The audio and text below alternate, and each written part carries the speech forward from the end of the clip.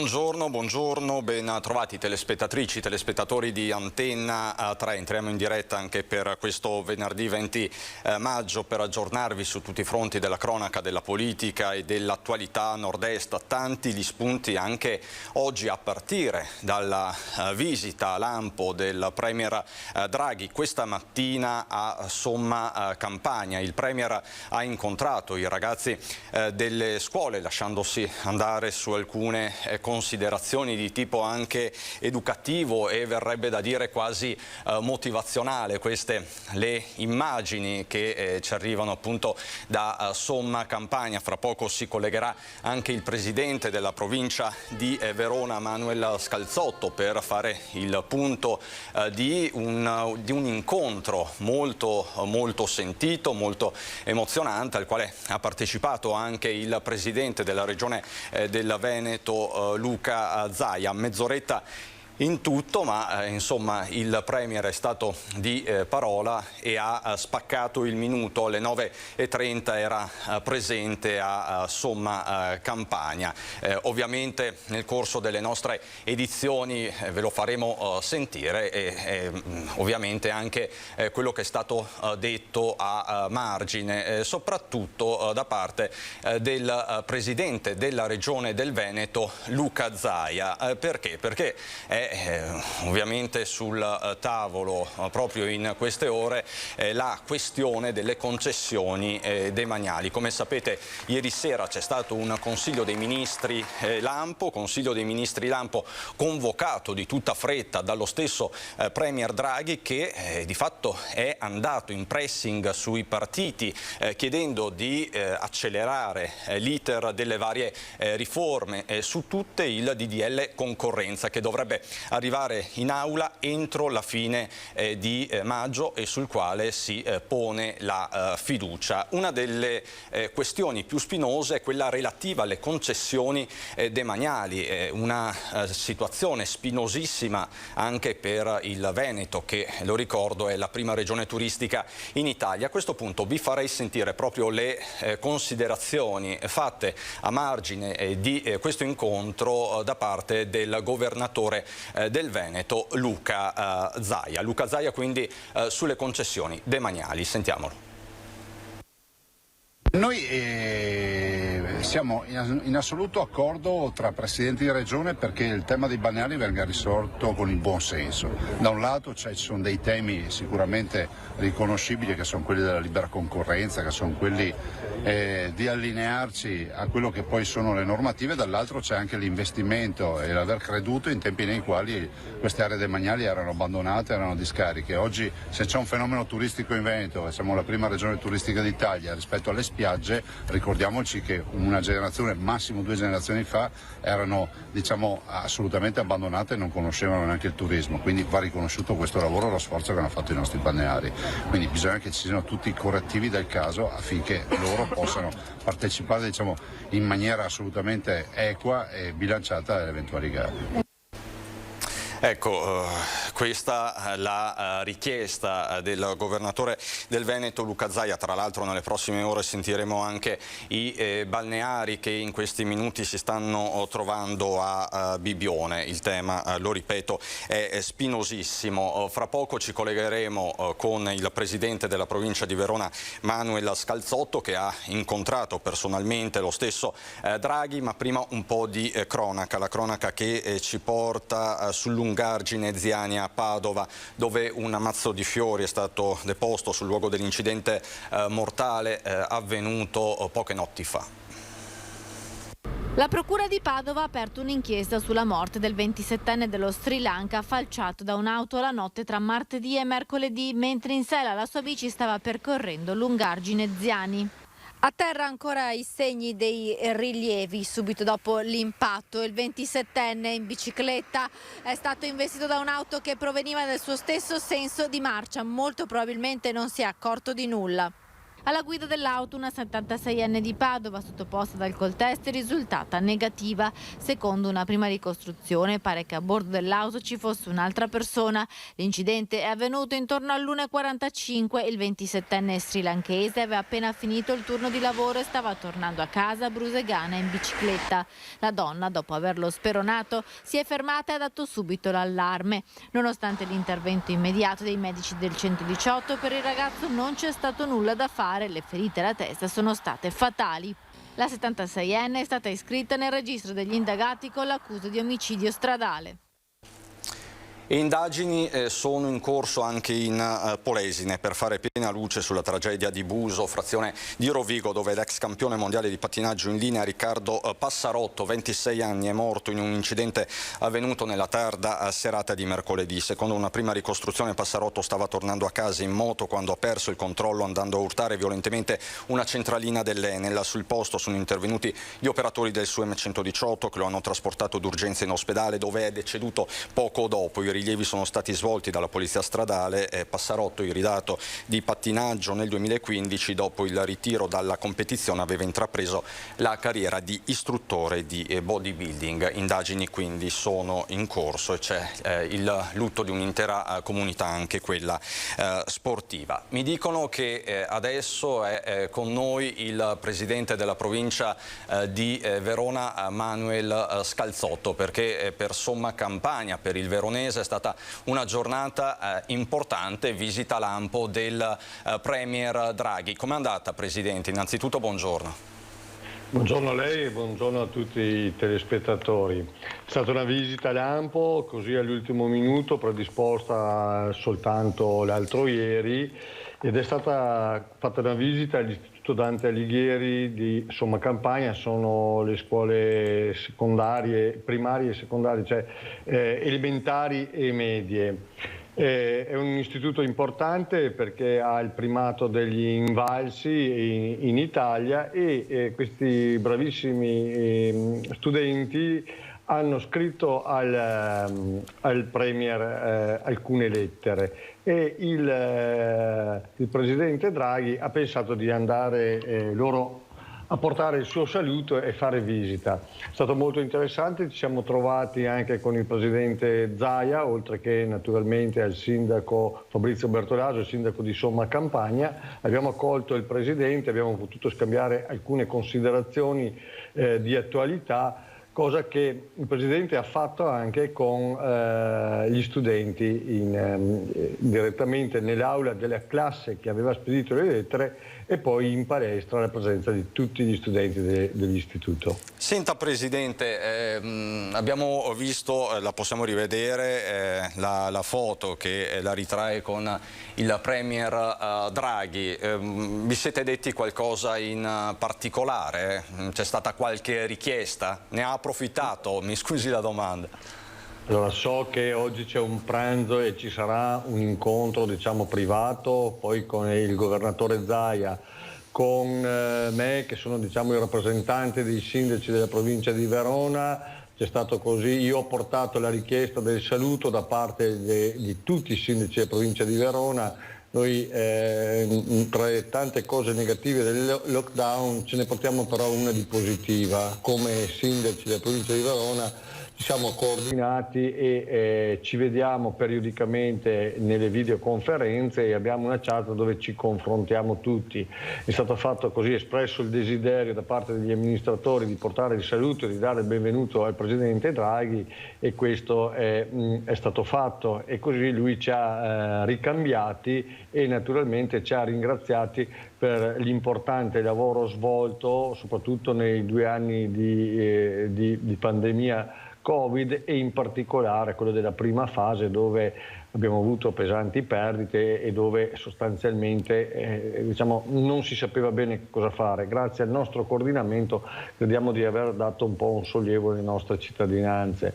Personalmente non vorrei fare critica politica, ma mi porto a casa e ho apprezzato un elemento che credo sia corretto sottoporre a tutti, cioè quello della responsabilità.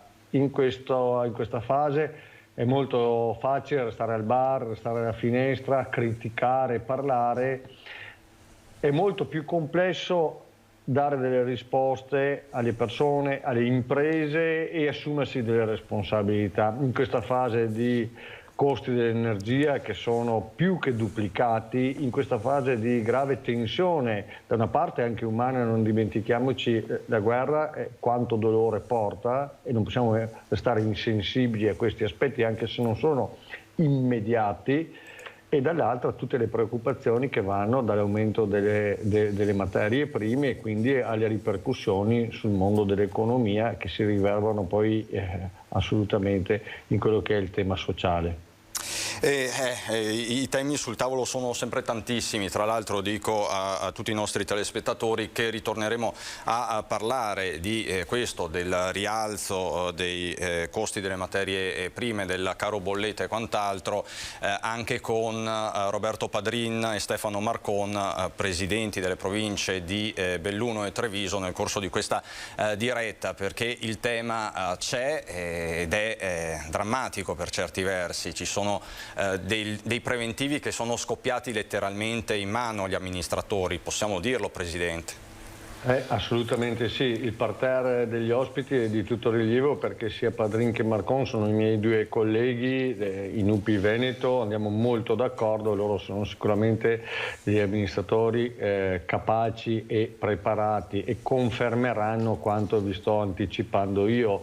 Da sindaco di Colonia Veneta confermo che oggi al 20 maggio non siamo ancora riusciti a presentare il bilancio previsionale perché un comune funziona così: tu sai che hai 5 milioni di entrate, devi organizzare le uscite, sai che hai costi fissi per 4 milioni e 850 mila euro e c'è generalmente un piccolo spazio, 150 mila euro così da utilizzare per fare delle scelte amministrative o politiche.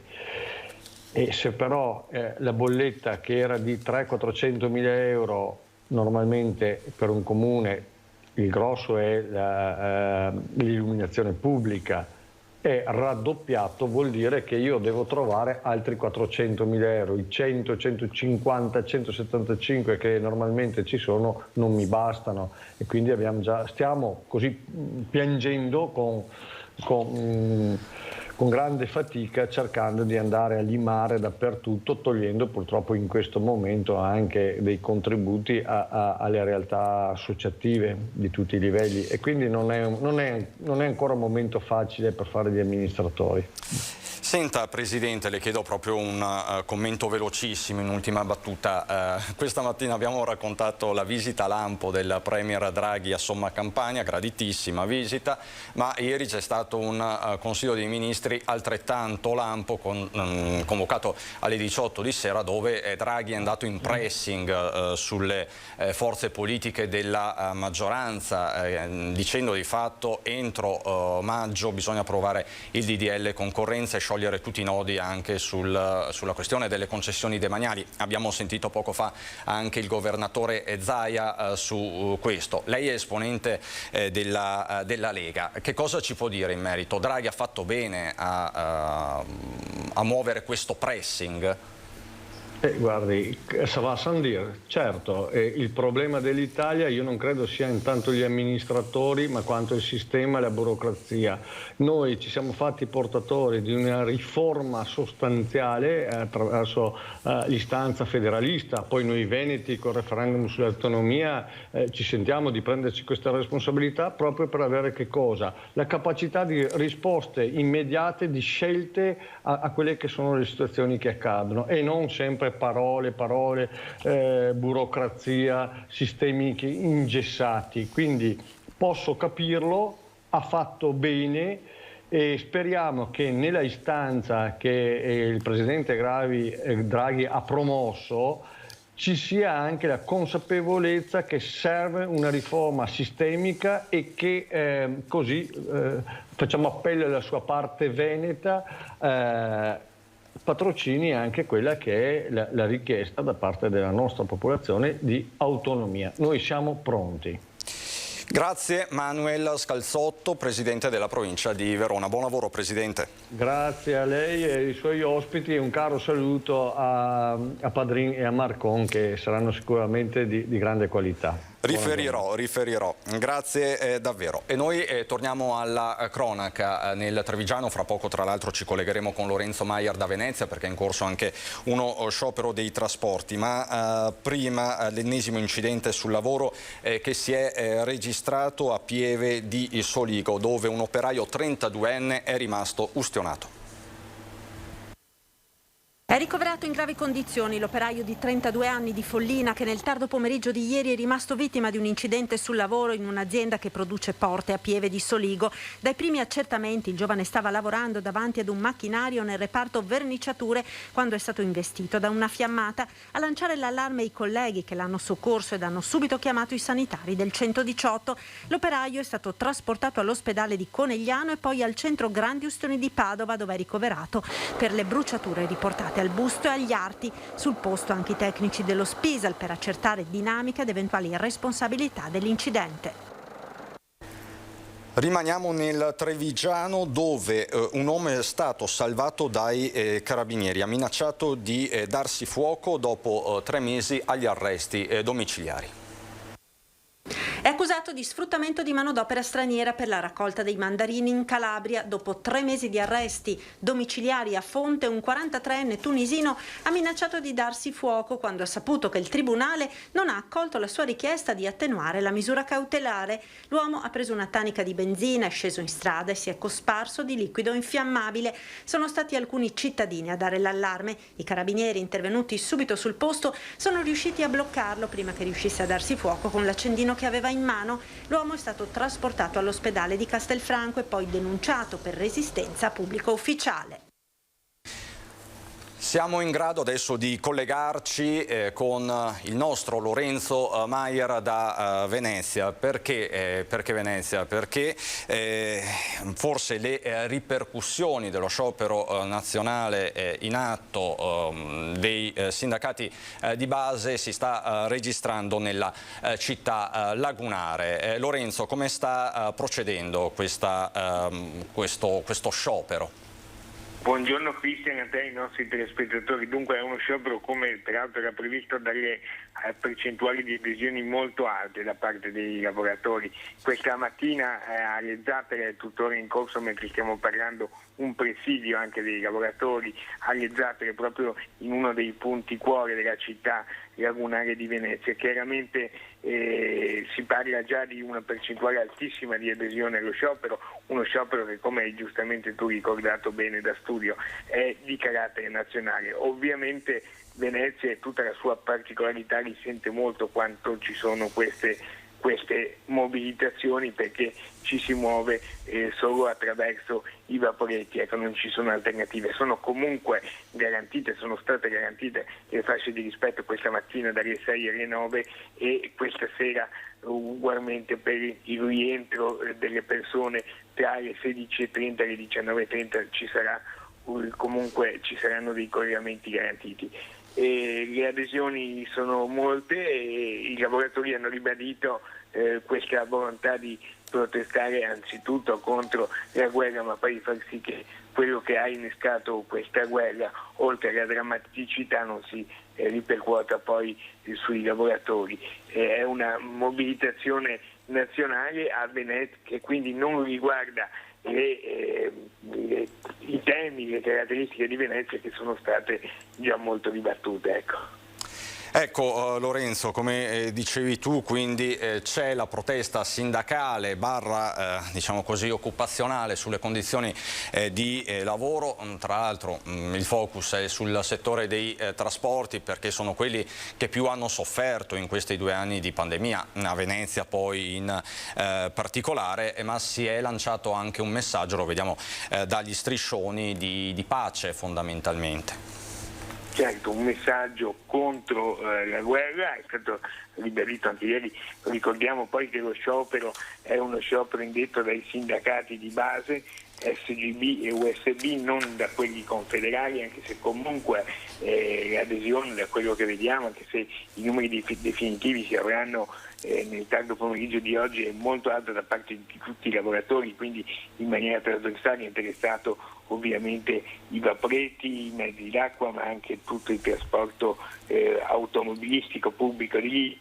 Un messaggio di pace, un modo, è stato spiegato ieri dei promotori, da coloro che hanno indetto lo sciopero, per dire che non devono essere i lavoratori a fare le spese di una situazione internazionale che, oltre alla sua drammaticità un po' per tutti i settori, vediamo ha ricadute anche ovviamente economiche. Pensiamo per esempio ai costi del gas, agli aumenti dei prezzi delle materie prime che riguardano per esempio gli agricoltori, i coltivatori, per cui una crisi generale, una guerra, è stato detto dai sindacati, che ovviamente nessuno vuole, e non devono essere poi i lavoratori a pagare il prezzo più alto. Lorenzo, grazie davvero per questa tua corrispondenza. Torneremo su questo sciopero questa sera anche per fare un po' il punto della giornata. Grazie a Lorenzo Maier. Vi posso già dire che si sta collegando da Padova la nostra Chiara Gaiani con Federico Cibotto. Oggi la presentazione dei dati congiunturali da parte di Union Camere del Veneto. Vi posso già anticipare che il quadro economico per la nostra regione è in chiaroscuro, ma in attesa di collegarci con Chiara mi faccio sentire un contributo registrato poco fa con il professor Fabrizio Pregliasco, virologo che è spesso nostro ospite. Doveva essere proprio in diretta in questi minuti, ma appunto per un impegno abbiamo registrato poco fa l'intervento, un intervento molto preciso su un allarme di queste ore, il vaiolo delle scimmie, che come sapete è arrivato in Italia, a Roma, e Fabrizio Pregliasco ci spiega se dobbiamo preoccuparci o no, ma soprattutto lancia un appello perché si inizi fin da subito a far rete. Ma sentiamo Pregliasco. Il vaiolo delle scimmie è dovuto a un poxvirus simile al vaiolo umano, che sappiamo è una malattia eradicata e che dal 1980 per questo non è più necessario eseguire una vaccinazione che noi più anziani abbiamo eseguito, e peraltro tutto questo ci può aiutare rispetto alla possibile infezione proprio per la vicinanza fra questi due virus. È detto vaiolo delle scimmie anche se in realtà la trasmissione è dovuta ad altri vettori, in particolare ratti, ma è partito dall'infezione delle scimmie. Quello che preoccupa un po' in questo momento è il fatto che sia in Italia che in Inghilterra e negli altri stati, pochi i casi ad oggi, non sono tutti correlati con la frequentazione di luoghi in cui questa malattia è endemica, cioè nel Centrafrica, e quindi sembrerebbe che questo virus abbia acquisito la capacità di rendersi più facilmente di infettare a livello interumano, cosa che prima era più legata a esposizioni ad animali infetti. Però possiamo dire che questa malattia non si contrae facilmente, è necessario un contatto prolungato attraverso un contatto faccia a faccia per via respiratoria, oppure contaminandosi con le vescicole di questa patologia, perché questo vaiolo assomiglia un po' alla varicella come manifestazione, con manifestazioni più evidenti, con bolle più grosse che poi nell'arco di 2 settimane diventano croste. E in particolare è stata segnalata la possibilità che chi ha contatti sessuali, in particolare uomini che fanno sesso con uomini, sono stati considerati più a rischio, ma non per la peculiarità del rapporto, ma per la vicinanza del contatto sessuale in genere. Quindi in questo momento possiamo dire che l'attenzione è stata soprattutto, più alta, proprio per quello che vediamo di positivo come effetto del Covid, cioè una contatti fra le istituzioni, e un po' come è avvenuto anche per l'epatiti dei bimbi. proprio che c'erano anche nel passato ma non venivano aggregate e segnalate. Io credo quindi che si debba fare informazione, ma ad oggi ovviamente non cadiamo nell'infodemia e nella paura per una patologia conosciuta dove c'è un'autorisoluzione nella stragrandissima maggioranza dei casi, degli antivirali specifici e in prospettiva già un vaccino autorizzato ma non usato. Come sempre è chiarissimo il nostro professor Fabrizio Pregliasco. Tra l'altro vi posso già dire che nel corso di questa diretta, ma nel corso della giornata in generale, parleremo anche di peste suina. È un altro fronte che in questi giorni sta impegnando la sanità, anche quella veneta. Ritorniamo alla cronaca e andiamo nel Vicentino, dove c'è un'allerta truffe a Longare. Longare, attenti alle truffe. A lanciare l'allarme è Viacqua, che ha ricevuto una nuova segnalazione sulla possibile presenza di falsi tecnici della società. Si presenterebbero alla porta dei cittadini dicendo di essere inviati per alcuni controlli e provano a entrare in casa. Viacqua invita i cittadini a non fare entrare nessuno, visto che la normale attività di controllo e intervento non richiede né di accedere all'interno delle abitazioni, né tantomeno di pagare i sedicenti tecnici. Dunque segnalate immediatamente alle forze dell'ordine qualsiasi atteggiamento sospetto. Il personale, quello vero oltretutto, utilizza solo mezzi aziendali ben riconoscibili dalle insegne ed è sempre munito di tesserino identificativo. Rimaniamo nel Vicentino. Danneggiano con spranghe e pietre una discoteca di Vicenza. Il questore dispone 5 foglie di via con divieto di ritorno nella città per ben 3 anni. Una sorta di spedizione punitiva, quella perpetrata da 5 giovani sabato scorso ai danni della discoteca Custom Club di via Zamenhof, considerati responsabili di aver colpito ripetutamente con sassi, con spranghe, le vetrate del locale, mandandole in frantumi e provocando panico e preoccupazione tra i presenti, e dallo stesso gestore che poco prima avrebbe intimato loro di andarsene senza successo. Lui stesso a dare l'allarme alle prime ore del mattino, l'intervento tempestivo dei carabinieri che hanno bloccato i 5 giovani mentre cercavano di fuggire. L'esito dei successivi accertamenti ha permesso di ricostruire l'intera vicenda e di denunciare a piede libero all'autorità giudiziaria i 5 individui. Per loro il questore, in virtù della gravità della vicenda, ha disposto 5 fogli di via. Si tratta di 2 veneziani di 20 anni, un padovano di 24, un tunisino di 20 anni e un padovano di 19 anni. Tutti già noti alle forze dell'ordine, gravati da precedenti penali, per i quali scatta ora anche l'obbligo di rientrare nel comune di residenza ed il divieto di fare ingresso nel comune di Vicenza per i prossimi 3 anni.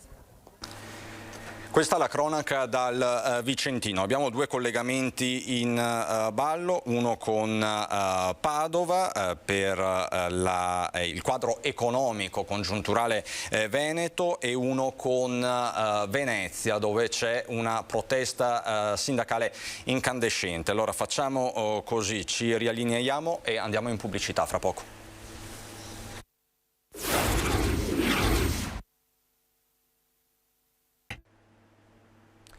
Di nuovo in diretta, vi ho anticipato che saremmo andati a Venezia dalla nostra Ilaria Marchiori. Perché? Perché è una mattinata di mobilitazione. Da una parte, ce lo ha raccontato Lorenzo Maier, c'è lo sciopero dei sindacati di base che sta colpendo soprattutto il settore dei trasporti, e a proposito di trasporti, soprattutto aerei, c'è il presidio dei lavoratori Superjet. La situazione sta diventando drammatica e questa mattina si è anche occupata la Triestina. Ma sentiamo la nostra Ilaria Marchiori, che dovrebbe essere pronta con il collegamento. Buongiorno ai nostri telespettatori, ci troviamo, come vedete alle mie spalle, di fronte alla sede di Leonardo qui a Tessera, dove si è da pochissimo conclusa la manifestazione dei lavoratori di Superjet, che hanno letteralmente bloccato la Triestina. Questo era proprio il loro intento. Ma perché? Perché i lavoratori di Superjet stanno protestando già da parecchio tempo, a loro favore si sono esposti anche alcuni parlamentari veneziani, ma ora qui insieme a noi sentiamo proprio le voci dei sindacalisti, dei rappresentanti dei lavoratori dell'RSU. Insieme a me c'è Fabio Cannava. Allora Fabio, innanzitutto che cos'è accaduto questa mattina? Ma stamattina abbiamo deciso di protestare uniti con le divisioni di velivoli e di elicotteri, perché abbiamo la necessità di sbloccare quanto prima la questione degli stipendi e di occuparsi del nostro futuro. Ecco, perché spieghiamo per chi non lo sapesse che cosa è accaduto con i vostri stipendi. Non solo sono bloccati, poi è arrivata anche una proposta da Intesa San Paolo che però poi si è capito non era in realtà una proposta di darvi gli stipendi che non arrivavano. Sì, confermo. In sostanza gli stipendi sono ancora bloccati. La proposta di Intesa San Paolo non è altro che apertura di un fido presso la Intesa San Paolo, quindi è un prestito che ci stanno facendo con tutte le agevolazioni del caso, sì, ma è sempre un prestito che poi dovremo restituire. Ecco, quindi per voi non è così vantaggioso? No, non è nessuno vantaggioso. È un prestito su che cosa? Sul mio stipendio? No, noi vogliamo il nostro stipendio. Cannava, stiamo parlando di quanti lavoratori? 140 famiglie. Io dico famiglie perché dietro ogni lavoratore c'è una famiglia. Ecco, e da quanto non arrivano gli stipendi? Allora, il primo mese è saltato che è quello di aprile, ma al 99% salterà anche questo di maggio. Ecco, e quindi naturalmente questo pesa molto sulle famiglie, sui lavoratori e sulle tasche e i conti a fine mese. Sì, certamente, ognuno ha i propri progetti, le proprie esigenze e questo ci sta comportando una situazione di disagio familiare. Ecco, grazie Fabio, ma questo non è l'unico problema che i lavoratori di Superjet hanno voluto segnalare questa mattina con questa manifestazione eclatante di cui vediamo anche le immagini proprio mentre noi siamo qui a parlare. Un'altra questione importantissima è che i lavoratori e i loro rappresentanti vogliono, su cui i lavoratori vogliono porre l'attenzione è quella che riguarda anche il futuro occupazionale dell'azienda e ne parliamo proprio ora con un altro rappresentante sindacale, un altro rappresentante dell'RSU dei lavoratori, Fabio Zennaro. Sì, noi abbiamo in effetti un problema, anche come diceva il mio collega, nell'immediato, che sono gli stipendi, e abbiamo ricevuto notizia che nemmeno questo mese, probabilmente nemmeno il prossimo, quindi sono 3 mesi che non riceveremo lo stipendio. E poi un problema, quello a lungo termine, che è il nostro posto di lavoro, perché ovviamente ragionando che noi allestivamo un aereo che veniva dalla Russia, potete ben capire che domani non ci sarà il prodotto principe e quindi poter lavorare, le sanzioni credo metteranno noi con le spalle al muro, quindi non abbiamo più il prodotto dove lavorare, questa è la nostra preoccupazione. Quindi chiediamo a Leonardo, essendo sul sito qua di Venezia, essendo anche tantissimi lavoratori che provengono da Leonardo 10 anni fa, da quando è stata istituita questa società, chiediamo appunto che Leonardo possa darci una risposta, perché siamo preoccupati per il nostro futuro. È da un po' che voi vi state rivolgendo a Leonardo, finora come ha reagito l'azienda? Sì, Leonardo a oggi ufficialmente deve ancora dare delle risposte e confidiamo che nel breve, facendo anche un po' leva essendo anche qua 2 divisioni di Leonardo, di poter dare risposte ai lavoratori. Questa è la nostra speranza, insomma, chiediamo questo a Leonardo. In poche parole, in sintesi, se vogliamo dirlo, a pagare le sanzioni alla Russia sono i più deboli, sono i lavoratori e sono queste 144 famiglie. Sì, noi ci fa un po' specie perché è una situazione un po' paradossale. Io non voglio entrare nel merito delle sanzioni perché credo quando si parla di sanzioni giuste saranno anche sanzioni giuste. Oggi noi paghiamo le sanzioni che hanno, noi non siamo oligarchi, non siamo, non so chi si voleva colpire, come si voleva colpire, noi siamo lavoratori italiani, paghiamo le tasse qua in Italia e ci sono i soldi ci sono i soldi, ribadisco, ci sono, solo che sono bloccati. Quindi se qualcuno è stato chiesto di sbloccare i conti proprio perché per pagare i nostri stipendi, i fornitori, proprio per non mandare in fallimento molto velocemente questa azienda. Quindi non riusciamo ancora oggi a capire, non abbiamo risposte, le sanzioni sono partite da marzo, quindi siamo già alla 6ª manovra delle sanzioni e noi dobbiamo ancora capire perché ci tengono bloccati i nostri stipendi e nessuno ci sta rispondendo. Questa è una cosa difficile da far capire ai lavoratori e non la capiamo. Chiediamo insomma, che qualcuno ci dia una valida spiegazione se c'è. Ecco, è una situazione surreale. Grazie Fabio Zennaro. Faccio venire qui invece Gianluca Berto. Perché? Perché voi lanciate ancora una volta un appello. Ne abbiamo sentiti in questi mesi, ma voi non vi arrendete. Continuate a lottare per il vostro posto di lavoro e perché sia salvato, perché arrivino gli stipendi e soprattutto perché venga salvaguardato il futuro del vostro lavoro. A chi vi appellate? Noi ci siamo già appellati alla Regione Veneto e ci siamo appellati anche alle istituzioni nazionali. Abbiamo avuto un incontro con il Ministro del Lavoro che ci aveva garantito un intervento, almeno un interesse per quello che riguardava lo sblocco degli stipendi, perché siamo al paradosso. L'azienda in questo momento possiamo dire che è quasi al fallimento, non perché non ha più soldi come succede normalmente di solito, ma perché per via delle sanzioni hanno bloccato i conti correnti. Bloccando i conti correnti hanno bloccato anche gli stipendi dei lavoratori.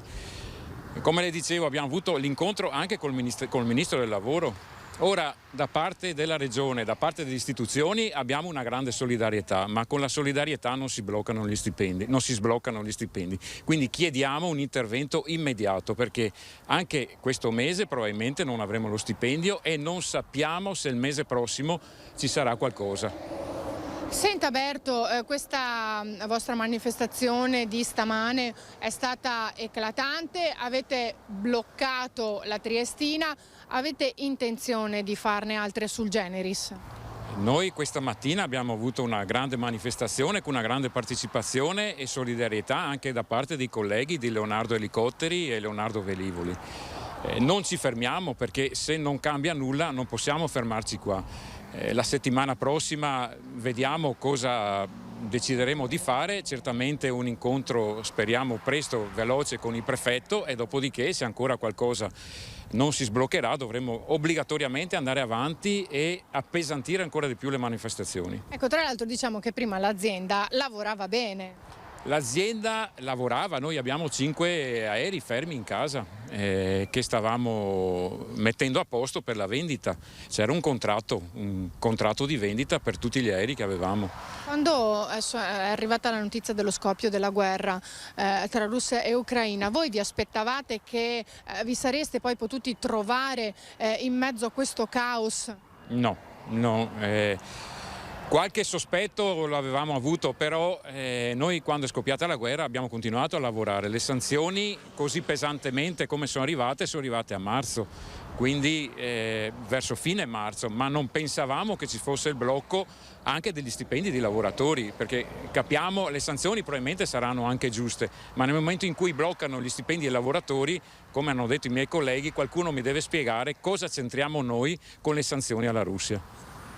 Grazie Berto, ringrazio tutti i rappresentanti dei lavoratori che ci hanno illustrato le loro motivazioni ai nostri microfoni, ci hanno detto che non hanno alcuna intenzione di mollare, ma soprattutto hanno lanciato un chiaro appello, un appello d'aiuto, di non essere abbandonati, di non abbandonare questi lavoratori e tutte le loro famiglie. Da Tessera è tutto, se non ci sono altre domande io restituisco la linea allo studio. Grazie davvero Ilaria e grazie anche a Sandro Ponchio che si trova con te. È una vicenda davvero paradossale questa della Superjet, ma diciamo che sono tante le storie che arrivano dal mondo economico. Sta facendo discutere, ha creato anche preoccupazione la decisione della direzione Electrolux di Susegana, che ha comunicato ai sindacati che il 30, 31 maggio e 1° giugno la fabbrica resterà chiusa per calo delle vendite. Si tratta della prima volta che le linee vengono fermate non per la mancanza di materie prime, lo si è fatto nei mesi scorsi, componentistica, ma per una flessione del mercato. I lavoratori saranno coperti da una cassa integrazione ordinaria all'80%.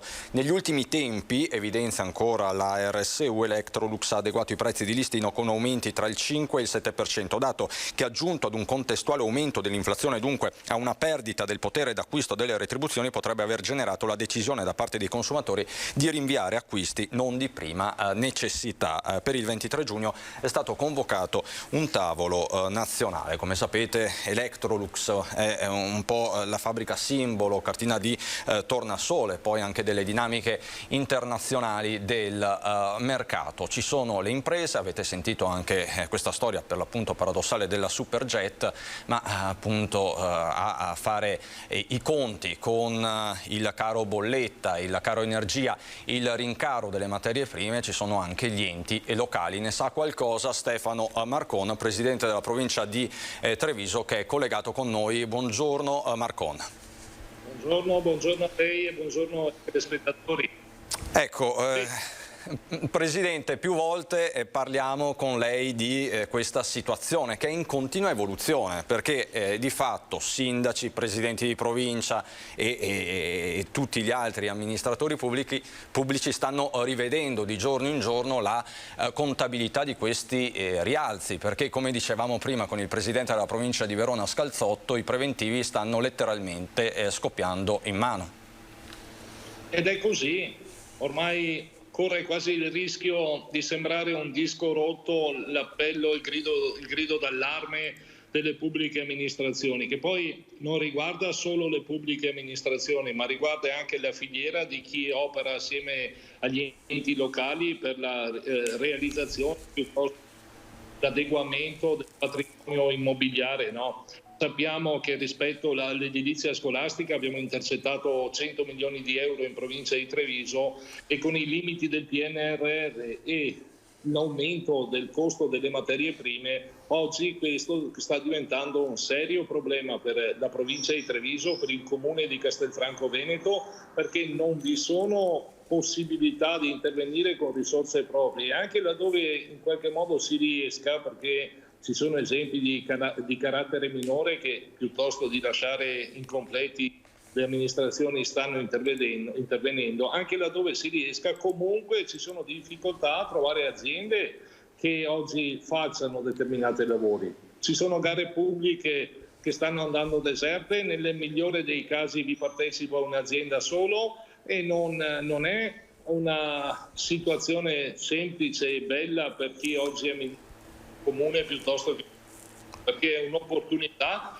quella del PNRR, le risorse messe a disposizione sono tante, ma se non siamo in grado di spenderle corriamo il rischio di creare cattedrali nel deserto. Di fatto questi, Presidente, sono i temi che sono stati affrontati nel pomeriggio di ieri a Palazzo dei 300. Lei era presente accanto al sindaco di Treviso Mario Conte e con le categorie economiche della Marca trevigiana, che alla Presidente Casellati in visita hanno lanciato un allarme preciso. Chiedo alla regia se possiamo mandare in onda il servizio, che parte con le parole molto precise, puntuali e per certi versi davvero preoccupanti del presidente di Assindustria Veneto Centro Leopoldo Destro. Una fabbrica su 4 entro 3 mesi rischia lo stop proprio a causa di tutti questi fattori. Sentiamo Destro.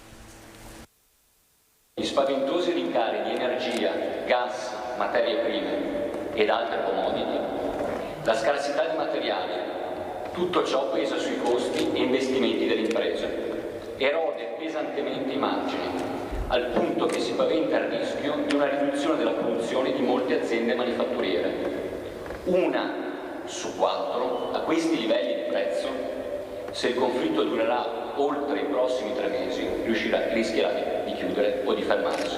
Sono parole tutt'altro che di circostanza quelle che il presidente di Assindustria Veneto Centro, Leopoldo Destro, pronuncia all'interno della Sala dei 300, dove istituzioni e mondo delle imprese nel pomeriggio hanno incontrato la seconda carica dello Stato, la Presidente del Senato Maria Elisabetta Alberti Casellati. La richiesta principale che dal cuore produttivo del Nord-Est parte alla volta di Roma è precisa. La priorità ora è mitigare gli impatti degli aumenti di prezzi su famiglie e imprese, fissare un tetto al prezzo del gas, come chiediamo da mesi. Un settore in particolare è tra i più colpiti, quello della zootecnia. Chiediamo un aiuto concreto a queste aziende che stanno soffrendo, soprattutto produttori di latte, che stanno lavorando sotto costo. È una situazione insopportabile e si rischia la chiusura, perciò credo che sia assolutamente necessario che lo Stato sostenga in primis le aziende ma anche le famiglie che ci lavorano dentro. Caro energia che erode anche il potere d'acquisto dei consumatori, su questo si concentrano i commercianti. Un'attenzione particolare perché dopo l'estate è prevista un aumento dell'inflazione che sicuramente eroderà la capacità di spesa delle imprese, non tutte hanno un cuscinetto sul quale far fronte, perciò è importante avere poche indicazioni ma molto chiare per affrontare la situazione che ci sarà dopo la finestra estiva. Noi abbiamo lamentato un governo lontano e delle amministrazioni locali molto vicine in questi ultimi 2 anni. Ora abbiamo bisogno che il governo ci sia vicino per il lavoro, per le imprese, sia vicino con grandi progetti per il rilancio dell'Italia. L'Italia va riorganizzata. Ci sono i problemi del momento, ma anche le criticità di sempre, acuite da una fase carica di incertezze. Meno burocrazia. Togliere un po' di carte, togliere un po' di documenti che non ci servono per lavorare e più certezze. E meno tasse? Ma le tasse ormai ci siamo abituati a pagarle, sicuramente questo Stato deve stare in piedi con qualcuno che comunque paga i debiti, però è anche vero che se lo Stato ci toglie un po' di burocrazia e ci dà la possibilità di lavorare con un po' di pianificazione per i prossimi anni, questo sarebbe la cosa essenziale. Nodi economici che diventano questioni sociali, a ricordarlo a Casellati lo stesso sindaco di Treviso e presidente ANCI Veneto. L'obiettivo dei sindaci, che tra l'altro io ho anche l'onore di rappresentare come presidente di ANCI Veneto, quindi rappresento 585 sindaci, tutti virtuosi, ci tengo a sottolinearlo, è quello di tutelare la comunità, gli aspetti sociali, i giovani e gli anziani. Ecco, Presidente Marcon, lei era presente. Mi pare dal tenore di queste richieste che sia stato un evento tutt'altro che retorico da un certo punto di vista. No, nessuna retorica. Ascoltando il Presidente Destro pensavo a quel documento che abbiamo sottoscritto e inoltrato al Governo a livello regionale come UPI, come Unione delle Province Italiane e Venete, assieme alle associazioni di categoria, assieme all'Associazione dei Comuni Italiani, assieme alle industrie, assieme al sindacato, abbiamo promosso un documento che poi per certi aspetti ha trovato risposta in quello stanziamento di 3 miliardi emanato dal governo, del quale purtroppo però ancora non conosciamo i criteri di riparto e quindi non siamo in grado di capire se siano risorse sufficienti a mitigare l'impatto negativo di tutte le cose che ci siamo già detti. Quindi no, nulla di retorico, il pericolo c'è ed è concreto. Ascoltavo l'intervento, il servizio prima del mio collegamento della Superjet, ecco, vede, quelle sanzioni là che insomma partono dall'Europa e danno la finalità di mettere in crisi la Russia, che in questo momento è un paese che è andata a far guerra in Ucraina. È giusto per certi aspetti metterle in pista, ma bisogna considerare poi che ricadute hanno, no? E la ricaduta che poi cada sulle spalle dei lavoratori che si vedono essere senza lo stipendio, secondo me corre il rischio di creare più danno che E quindi certo è un boomerang, possono essere anche un boomerang e insomma più che altro forse c'è un problema di sostenibilità, perché magari per un po' di tempo si riesce a reggere l'onda d'urto, poi protratte nel lungo periodo possono causare delle criticità. Questo, Presidente Marcon. Creano dei paradossi In provincia di Treviso stiamo tenendo una serie di appuntamenti sulla sostenibilità ambientale questa settimana, appunto promosso da Industria Veneto Centro assieme alla provincia. E il paradosso è che andando incontro a queste sanzioni stanno ragionando per riattivare le centrali a carbone. Allora, se da un lato ragioniamo per dare un futuro migliore ai nostri figli e alle generazioni che verranno in tema di qualità di ambiente, dall'altro stiamo ragionando per figlie del fine 1800, no, le centrali a carbone. Ci sono dei che fanno. Assolutamente. E c'è qualche problema di audio, Presidente Marconi. Intanto saluto il suo collega Roberto Padrin, Presidente della provincia di Belluno e Sindaco di Longarone. Buongiorno Padrin. Immagino lei abbia sentito l'ultima parte del ragionamento di Marcon, lo condivide e soprattutto cosa sta notando in provincia di Belluno, che ne so, sul fronte dell'edilizia scolastica, di fronte a questo aumento folle dei prezzi delle materie prime?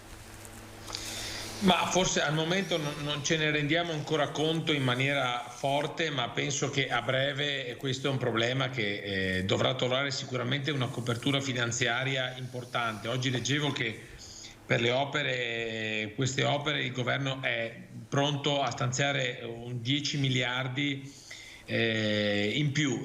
Sicuramente se non si trovano delle coperture, come diceva giustamente il Presidente Marcon, ma ormai la cosa è abbastanza di attualità, si fa fatica a trovare le imprese, potrebbero veramente rischiare la paralisi moltissime opere pubbliche, mettendo in difficoltà comuni, province, enti, ma soprattutto i cittadini, perché poi alla fine tutte le opere fondamentalmente hanno come obiettivo il migliorare la qualità della vita dei ragazzi nelle scuole, dei cittadini nel percorrere le nostre strade, insomma quello è un po' l'obiettivo e quindi questo può avere delle ripercussioni estremamente negative. Quindi l'iniziativa che UPI ha lanciato un po' di fare questa sottoscrizione di questo protocollo da inviare al governo è un po' un segnale di quella che è la preoccupazione che noi abbiamo, che è fortissima e che secondo me avrà, soprattutto nei cantieri, quelli che erano per i mondiali e che ora sono diventati propedeutici alle Olimpiadi, avrà delle ripercussioni pesanti. Appunto, lei fa riferimento anche alle parole, immagino, del Viceministro alle infrastrutture e ai trasporti Morelli, che questa mattina tra l'altro ha rilasciato un'intervista sul Gazzettino, parlando appunto di questo fondo pronto da 10 miliardi per i rincari dei cantieri olimpici. Le faccio una domanda più specifica però, Presidente, confidando sempre nella sua trasparenza. Le varianti di Longarone e di Cortina rischiano anche in tal senso, perché poi sono le opere simbolo? Ma non rischiano, penso, nella loro realizzazione, sicuramente rischiano di non arrivare in tempo per le Olimpiadi, ma ormai quello mi pare che sia una cosa... Il tema è sdoganato, diciamo.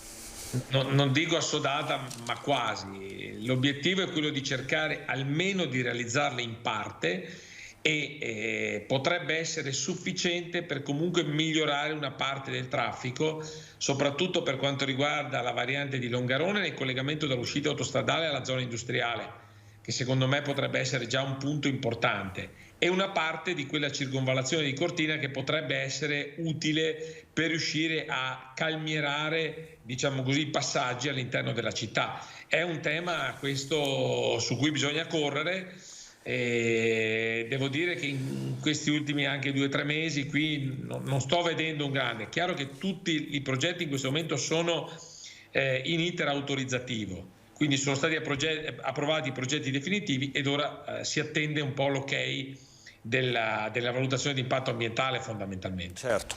Poi c'è tutto il tema, il nodo delle infrastrutture, dell'edilizia scolastica, ne ha parlato prima Marcon, c'è tutto il tema dei trasporti, anche questo comparto, soprattutto il trasporto pubblico locale che afferisce a province, regioni e quant'altro. Ieri sera, nel corso del nostro telegiornale, il presidente della MOM, la società di trasporto pubblico della Marca, Giacomo Coladon, ha anche lui rivisto al rialzo la contabilità, soprattutto sul fronte caro carburante, caro gas. Parliamo di un salasso da 3 milioni di euro in più, una situazione, ha detto Coladon, insostenibile. Presidente Marcon, davvero 3 milioni di euro in più sono tantissimi, calcolando che a febbraio, quindi prima dell'esplosione della guerra in Ucraina, si parlava comunque già di 1 milione di euro, perché lo ricordiamo, il problema dei prezzi già c'era, cominciava a sentirsi nell'autunno 2021. È un tema che tocchiamo con mano tutti noi, tutti i giorni, no? Quando andiamo a fare il pieno di carburante alla nostra autovettura.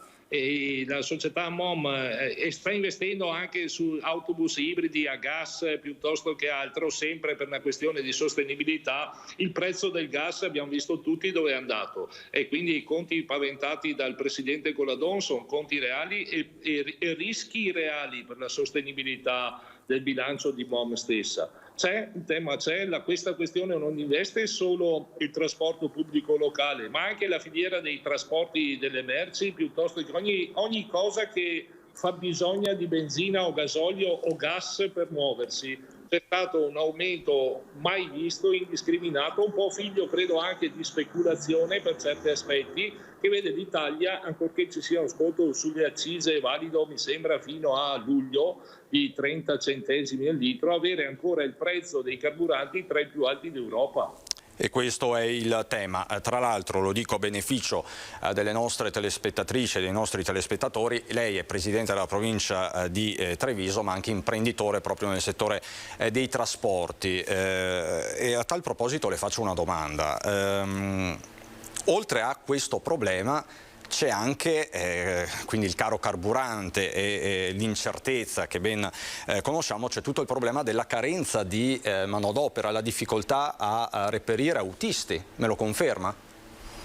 Certo, abbiamo visto l'esempio di Sarno con il presidente De Luca l'altro giorno, che ha richiamato un po', ha fatto quel grido d'allarme. Fortunatamente ha avuto anche un riscontro che gli consentirà di vagliare alcuni curriculum e verosimilmente coprire l'esigenza di autisti, no? Ma ce l'ha la MOM questo problema, ce l'hanno le aziende private. Il governo è intervenuto mettendo a disposizione dei fondi per la formazione e per il conseguimento della patente da parte di giovani leve. Quindi il tema c'è, è un lavoro un po' particolare che porta delle difficoltà ma anche delle soddisfazioni, no? O perlomeno il sottoscritto ha sempre vissuto bene e con passione e amore la propria professionalità che mi accompagna sin da bambino. Quindi ci vuole un po' di passione, ma ci vuole anche il giusto riconoscimento in termini di remunerazione, perché il sacrificio che fa un autista, che magari chi si muove su tratte lunghe, parte il lunedì e arriva a casa il sabato, non può produrre poi alla fine del mese una paga che sia pressoché uguale o poco più superiore di una persona, di un operaio, ecco, perché oggi purtroppo siamo arrivati a queste. C'è anche un problema ovviamente di retribuzioni. Presidente Padrina, poi vado a Padova, vi chiedo se poi volete rimanere, perché a Padova ci sarà una fotografia molto importante all'economia veneta. Padrina, Dolomiti Bus, quindi per quanto riguarda invece il trasporto in montagna, com'è la situazione? È identica a quella del presidente Marcon e penso di tutti gli altri, nel senso che forse da noi è più acuita, forse abbiamo meno autisti, ma complessivamente abbiamo in rapporto maggiori difficoltà. Sicuramente il contratto nazionale è un contratto che non li premia.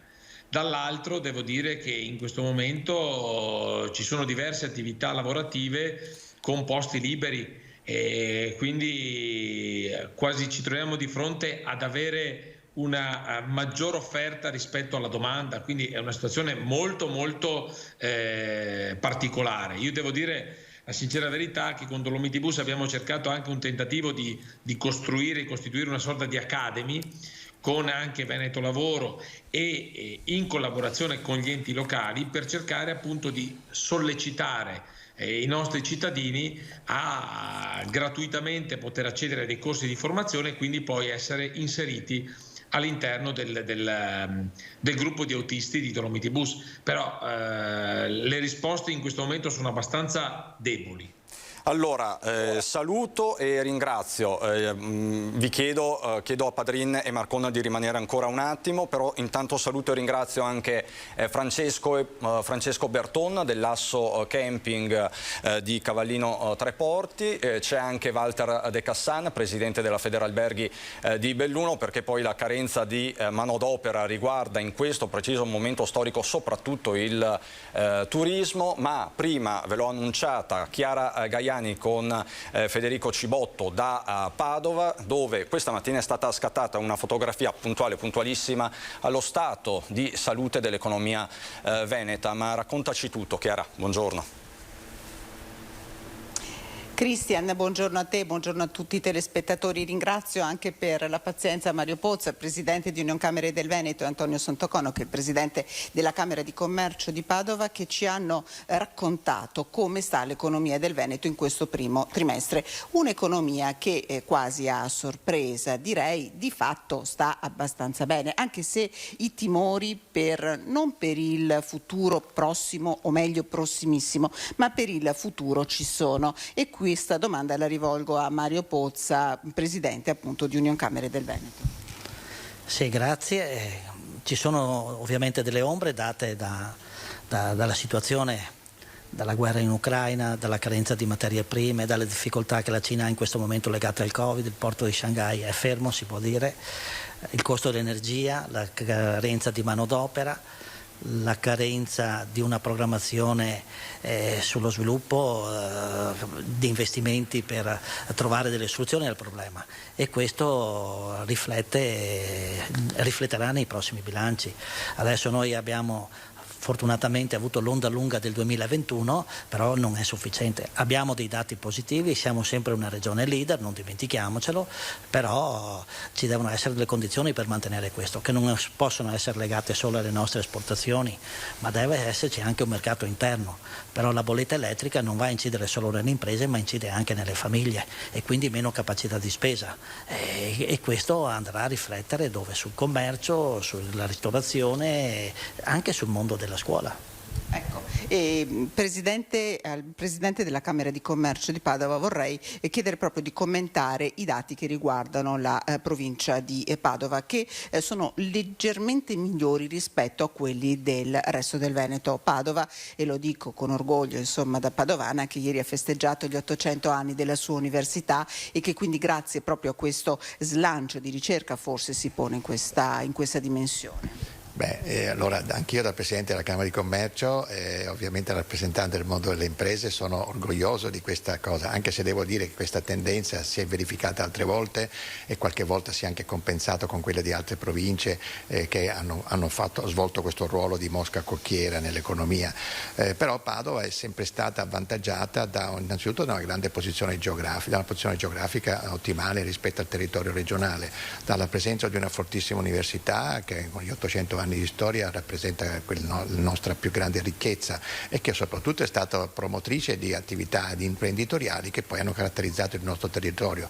E in più geneticamente c'è il mondo del manifatturiero, il mondo del commercio, il turismo nella nostra provincia, che sono sempre stati dei settori che per certi versi sono stati un po' più avanti rispetto ad altre province della nostra regione. Non è certo un dato comunque particolarmente significativo, perché per quanto riguarda gli altri aspetti noi siamo sugli stessi livelli di quello che è la media regionale. È sicuramente però significativo il fatto che ancora una volta il mondo delle imprese ha questa capacità del nostro territorio, questa capacità di rinnovarsi.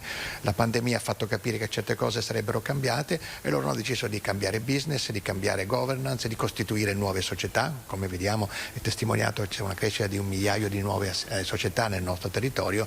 Questo vuol dire che gli imprenditori ancora una volta si stanno preparando al futuro. Ecco, parlava di turismo in conferenza stampa e faccio un po' quasi, insomma, ho cambiato domande rispetto a quelle che avevamo concordato prima. Lei ha fatto un accenno al fatto che sul turismo l'Italia, il sistema Italia, ha ancora davvero tanta strada da fare. Sì, ha tanta strada da fare perché con un patrimonio culturale artistico come abbiamo noi non è possibile che davanti a noi ci sia Francia e Spagna. E quindi dobbiamo valorizzare ancora di più. Abbiamo i magazzini dei musei pieni di opere, ma non abbiamo quella capacità di sfruttarlo al 100%. È il nostro petrolio. Noi siamo un paese di trasformazione, l'unica risorsa che abbiamo è proprio la nostra cultura e la nostra storia, che sul mondo dell'impresa ha un suo peso, perché la creatività del nostro paese è data da cosa? Da questa storia e da questa cultura. E quindi bisogna che ci sia una politica seria su questo. Tant'è vero che nei prossimi giorni il sistema camerale si troverà a Cison di Valmarino proprio per discutere sul valore del patrimonio UNESCO. Padova da un anno che gli è stato riconosciuto dall'UNESCO questo sigillo, potrà sfruttarlo ancora di più. Poi tra l'altro Padova ha una potenzialità enorme, da pochi giorni è stato inaugurato quel bellissimo centro congressi grazie anche alla Camera di Commercio, quindi come detto abbiamo un'università fortissima, la medicina eccetera. Guardi, la voglia non ci manca assolutamente niente, ci manca che il governo sia a fianco delle imprese con provvedimenti seri e brevi, perché sono temi che non possono affrontare singolarmente le nostre imprese, ma solo con una politica seria. Chiara. Ecco, non so Cristian se hai altre domande da studio. Ti ringrazio davvero perché proprio adesso apriamo una pagina dedicata al turismo e partiremo dalle considerazioni del Presidente di Unioncamere Mario Pozza. Grazie davvero Chiara, grazie a te e Federico Cibotto, buon lavoro. Grazie a voi. Ecco, dicevamo il turismo, Mario Pozza ci ha dato un po' l'assist, turismo che insomma dice a livello magari nazionale potrebbe essere rilanciato e adesso ne parliamo, partendo però da un grande evento che si terrà nei prossimi giorni proprio in Veneto e che lambirà diversi territori, il Giro d'Italia che arriva in Veneto. Quanto è importante, Presidente, Marcon e poi la Libero, un evento di questo tipo nel Trevigiano, sul territorio?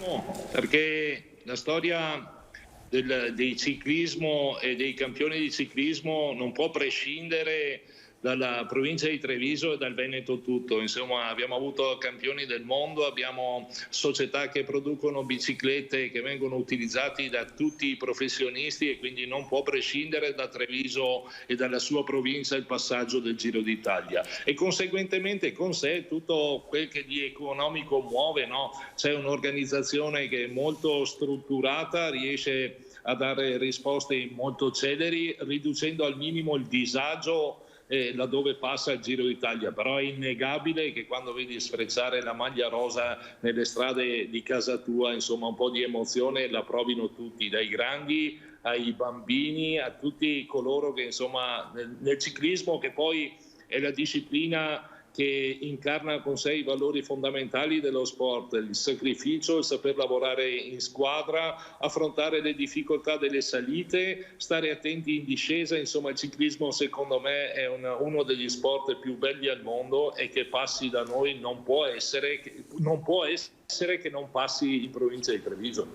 Ecco, magari qua la può contestare Padrin, non può essere che non passi in provincia di Belluno. Io poi da bellunese ho sbagliato, chiedo venia, ho scritto arriva il Giro Dolomiti di nuovo in rosa, dovevo mettere un po' il Veneto tutto in rosa. Padrin. No, con il mio vicepresidente non fatto mai discutere.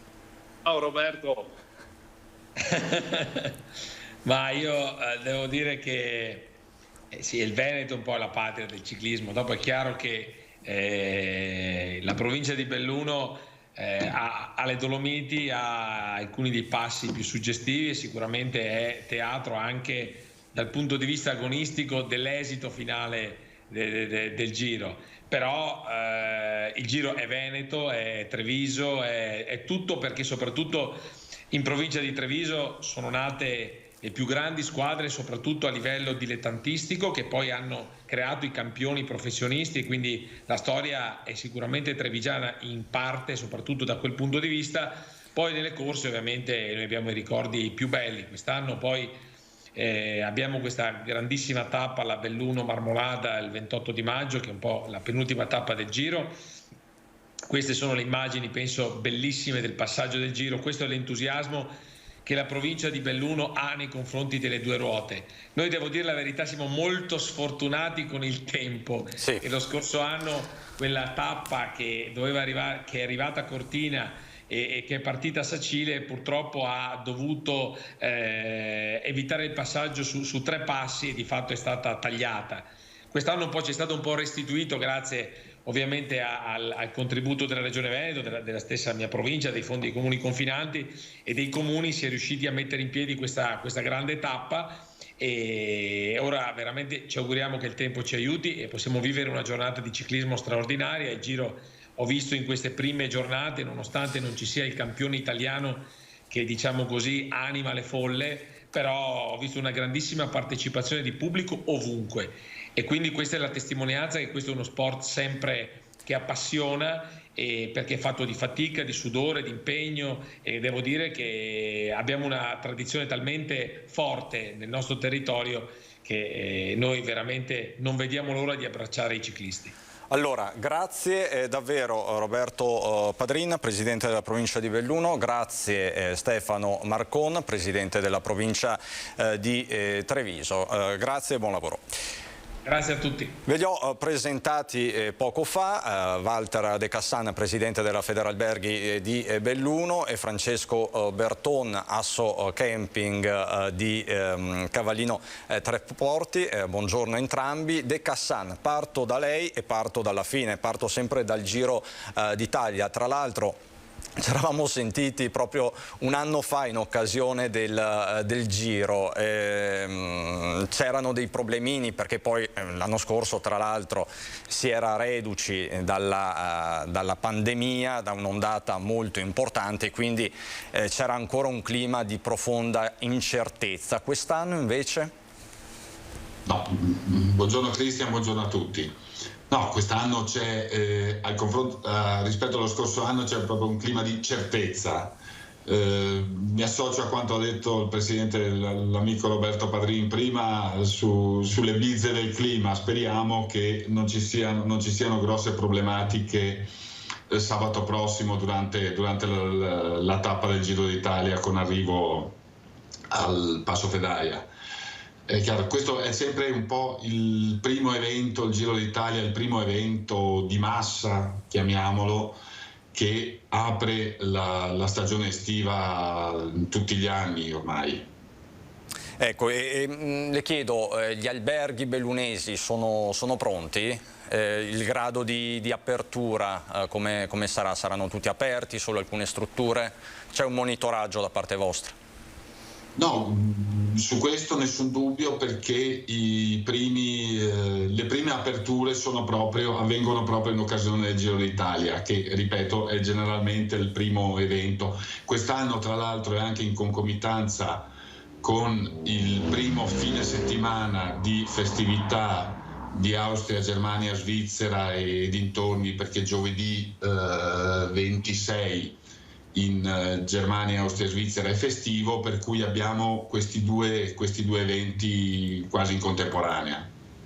Ecco, è il Corpus Domini, scusate l'ignoranza, è la festività?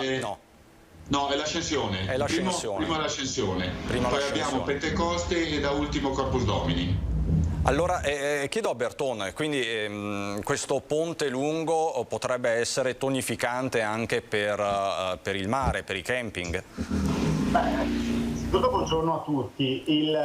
Assolutamente è la grande partenza della stagione. Per noi, in particolar modo, diciamo i campeggi, la Pentecoste segna proprio l'inizio della stagione, e perché c'è il grande afflusso degli ospiti tedeschi, in particolar modo bavaresi, che non godono solo del weekend di Pentecoste, ma è una vacanza che vale quasi 2 settimane, che quindi ci accompagnerà quasi fino alla metà di giugno.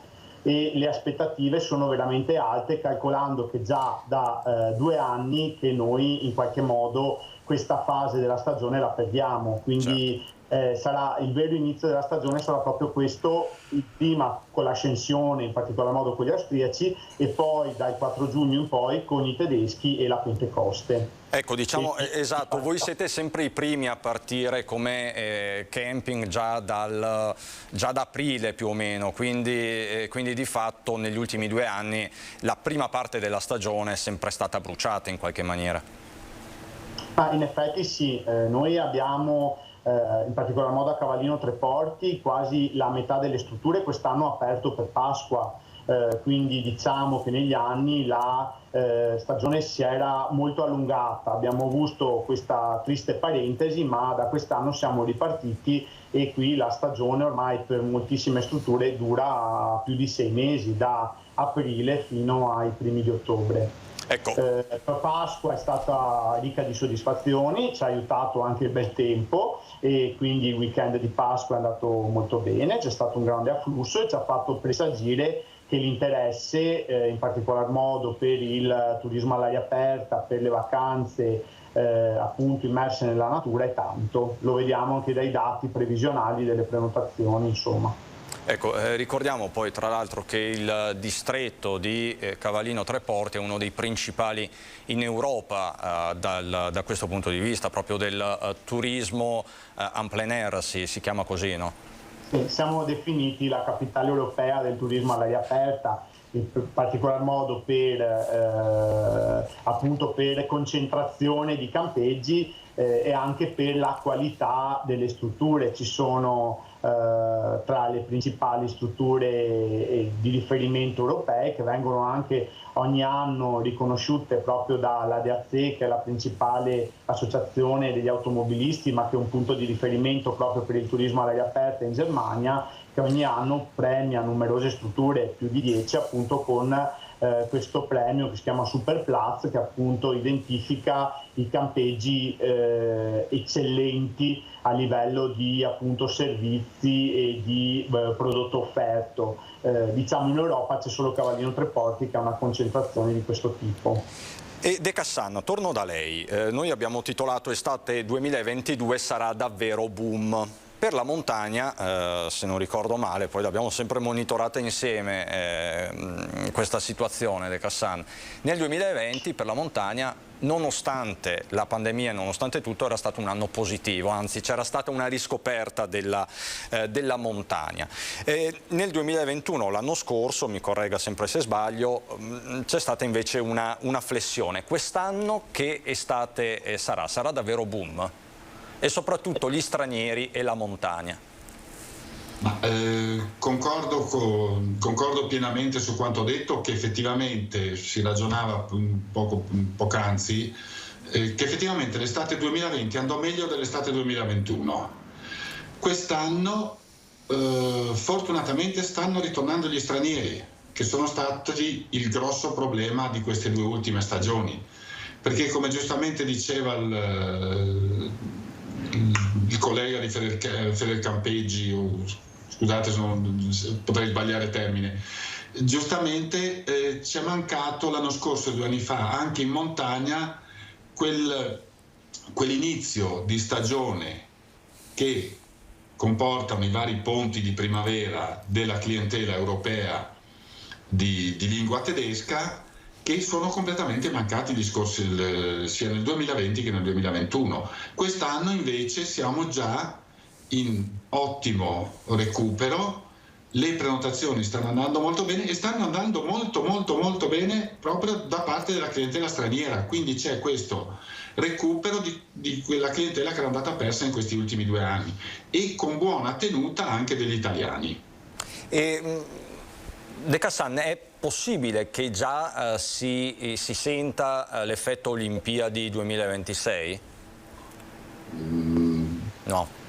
Su questo andrei cauto, anche perché forse l'effetto Olimpiadi si potrebbe eventualmente sentire più d'inverno che non d'estate, però sull'effetto Olimpiadi prima di 2 anni prima dell'evento terrei il piede sul freno di poter dire dire un primo effetto. Nessun facile entusiasmo da questo punto di vista.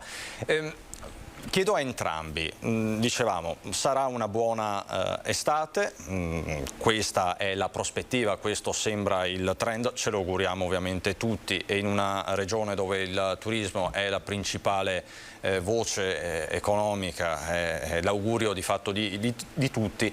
I russi? Quanto pesano i russi nel vostro comparto? Francesco Berton, per i camping?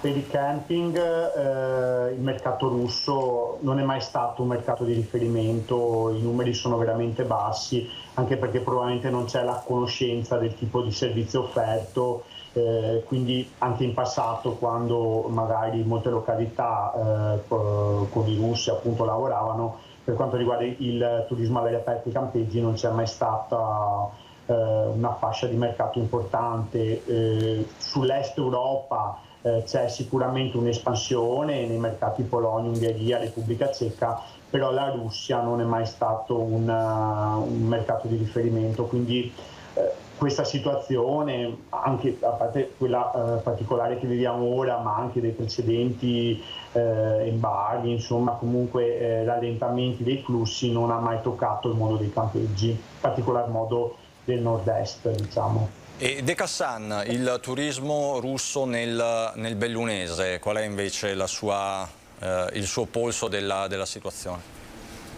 Il russo nel bellunese gravita principalmente su Cortina e su Livinallongo e poco più, nel senso le aree a costi più alti, perché il russo adesso naturalmente si è fermato quel minimo che c'era, ma il russo voleva spendere tanto e quindi si fermava principalmente, perdonate la battuta, ma è così, nelle zone più care della provincia.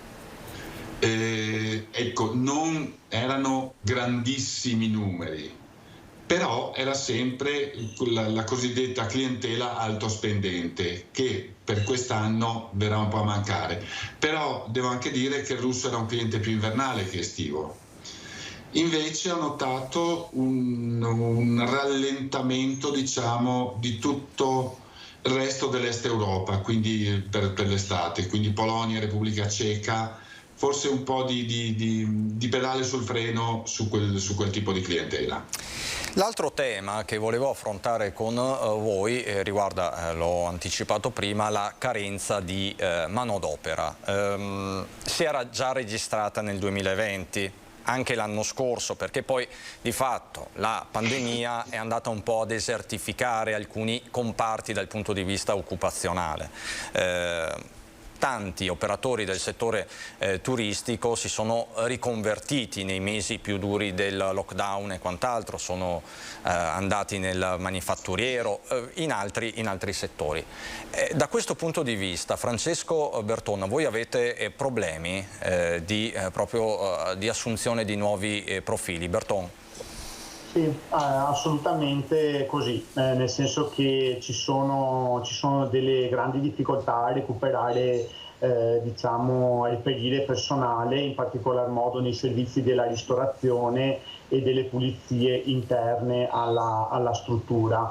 Proprio per questo motivo, tra l'altro, stiamo svolgendo un'indagine interna con la nostra associazione regionale, che è la Faita Nord-Est, appunto, che sta cercando di quantificare quant'è il fabbisogno in questo momento di manodopera che non si riesce a trovare. Diciamo che noi viaggiamo su un doppio binario, c'è il personale, quello, diciamo, che lavora fisso, perché le nostre strutture sono strutture che lavorano per 365 giorni all'anno. Come dicevo prima, la stagione sta diventando una stagione molto lunga, nel senso che 6 mesi ormai le strutture rimangono aperte, ma il personale, quello più, diciamo, fedele, tra virgolette, che ritorna tutti gli anni, viene assunto prima che apra la struttura e continua fino a qualche giorno dopo, quindi con una stagione molto lunga, superiore ai 6 mesi.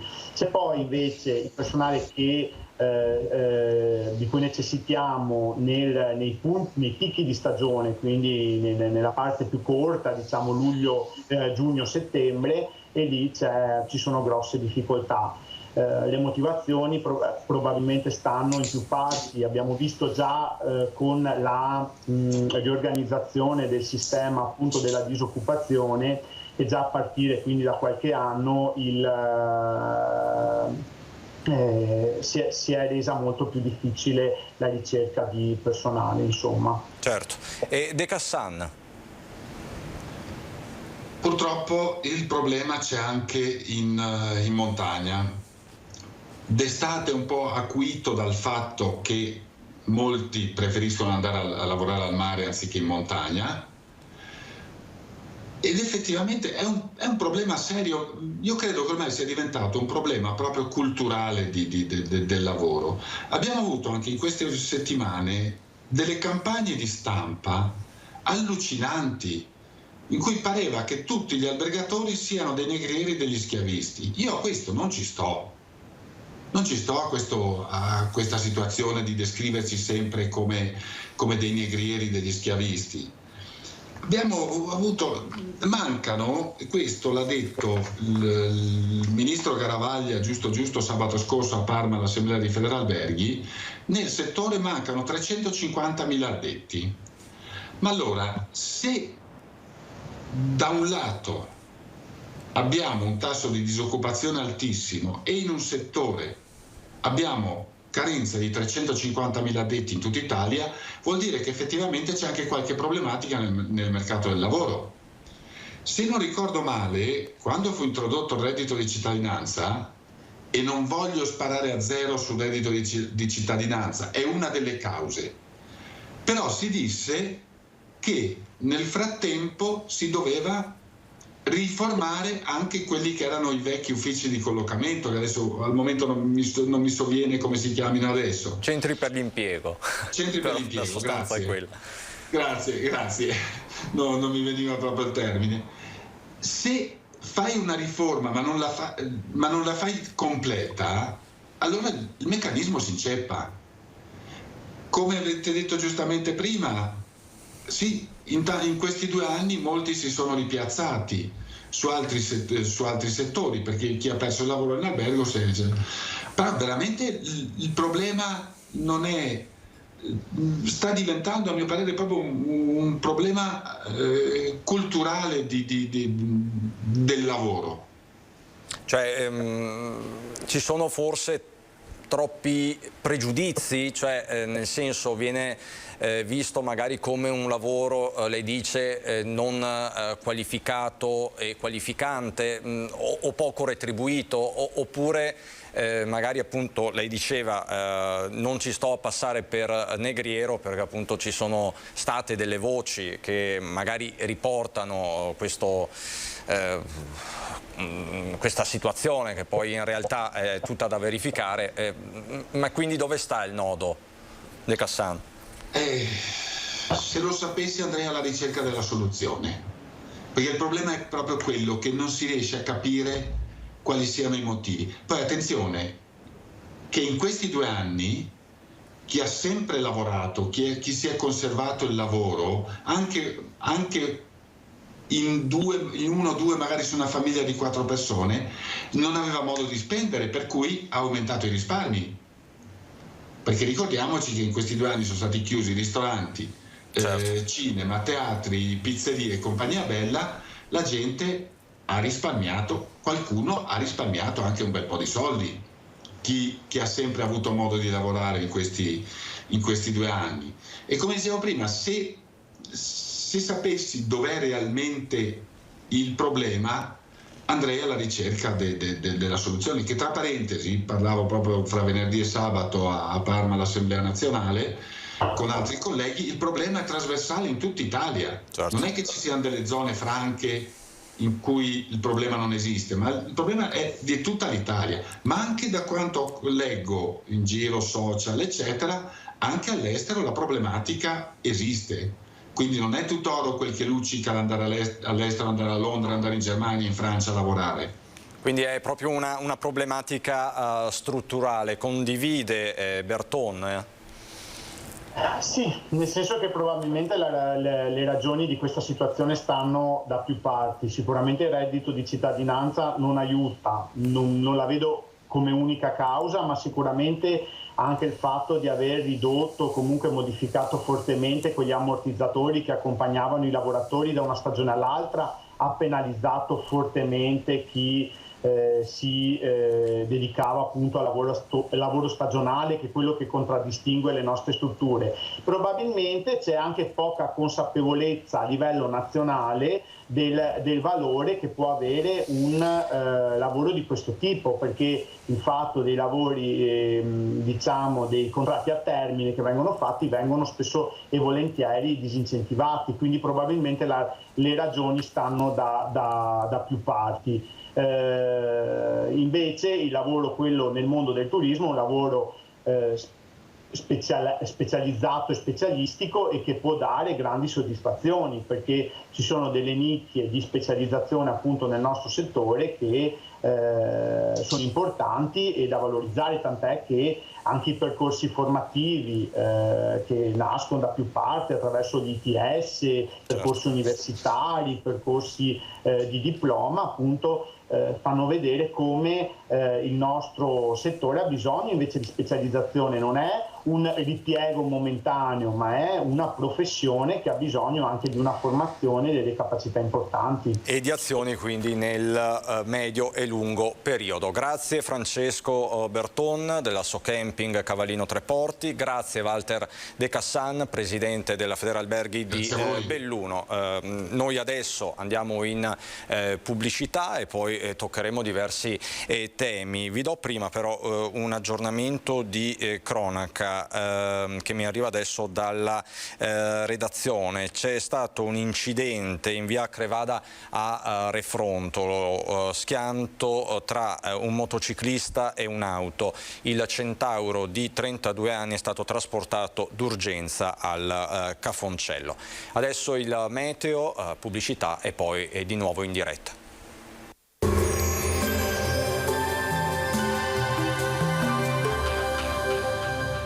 Locanda Canareggio, ristorante con cucina tipica stagionale e pizzeria con forno a legna a Rovarè di San Biagio di Callalta. Bentrovati al meteo. L'anticiclone nordafricano si consolida in maniera più decisa sull'Italia. L'ondata di caldo si fa via via più intensa. Vediamo il dettaglio di venerdì 20 maggio.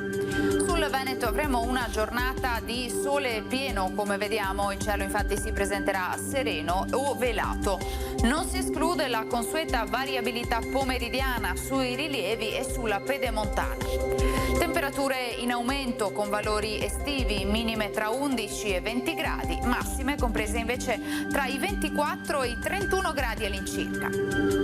Ci spostiamo ora sul Friuli Venezia Giulia, anche qui tempo buono con un ampio soleggiamento e con il cielo che si presenterà sgombro da nubi. Temperature minime tra i 12 e i 18 gradi, massime sui 26-30 gradi. Infine diamo uno sguardo alla situazione del Trentino Alto Adige, tanto sole ovunque anche qui con qualche nube alta ma innocua. Temperature minime intorno ai 15-16 gradi, massime sui 31-32 all'incirca. Dal meteo di Antenna 3 per ora è tutto, grazie per l'attenzione, arrivederci.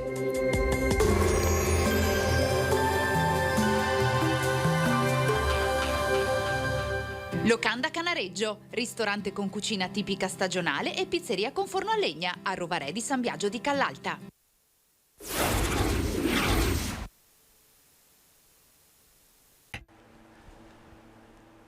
Di nuovo in diretta per mettere in fila i tanti temi di questa giornata, di questo venerdì 20 maggio a Nord-Est. Saluto e ringrazio i miei nuovi ospiti, Guido Rizzo, capogruppo di Fratelli d'Italia in Consiglio Comunale a Castelfranco Veneto, Enrico Maria Pavan, assessore a Mogliano Veneto, ma anche coordinatore dei giovani amministratori della Lega in provincia di Trento. Treviso, collegato, lo saluto e lo ringrazio, un piacere ritrovarla.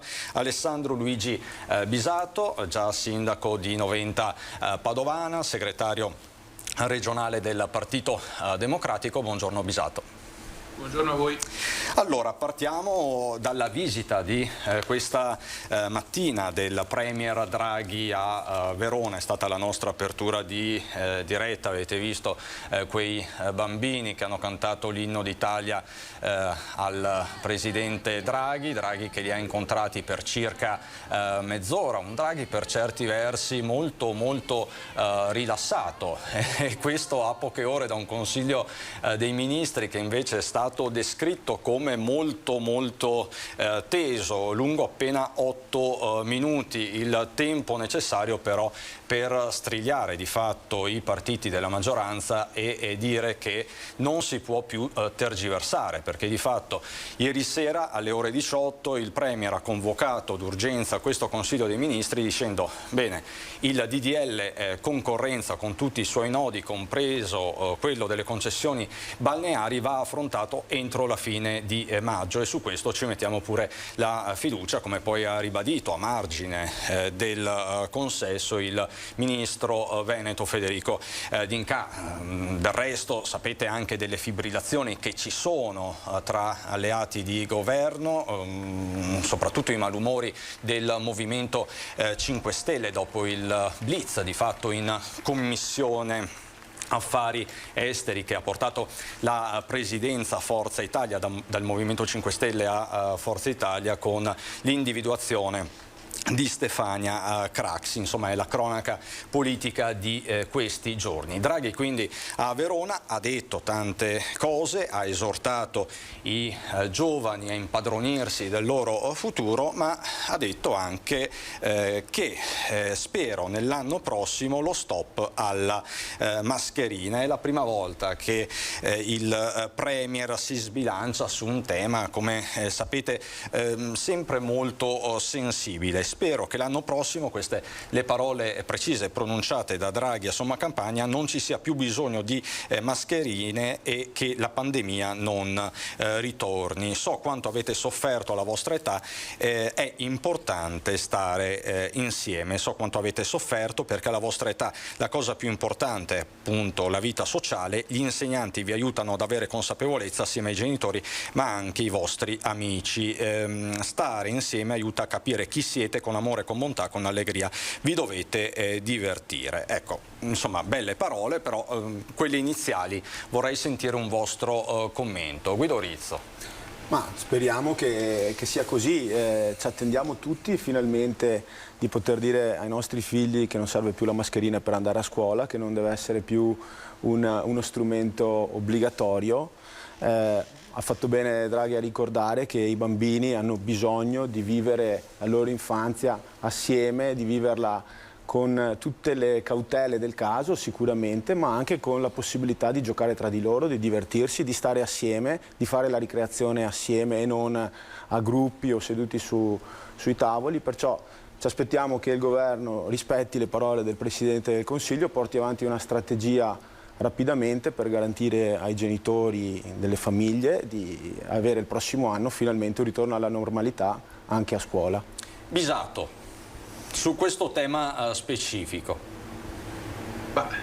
Come dire, le parole di Draghi sono in linea con le aspettative del Paese in questo momento. Abbiamo passato 2 anni dentro il tunnel della pandemia, con impedimenti più vari, certo non voluti da qualcuno per far del male a qualcun altro, ma per salvaguardare la salute pubblica ed impedire il passaggio repentino del virus di persona in persona.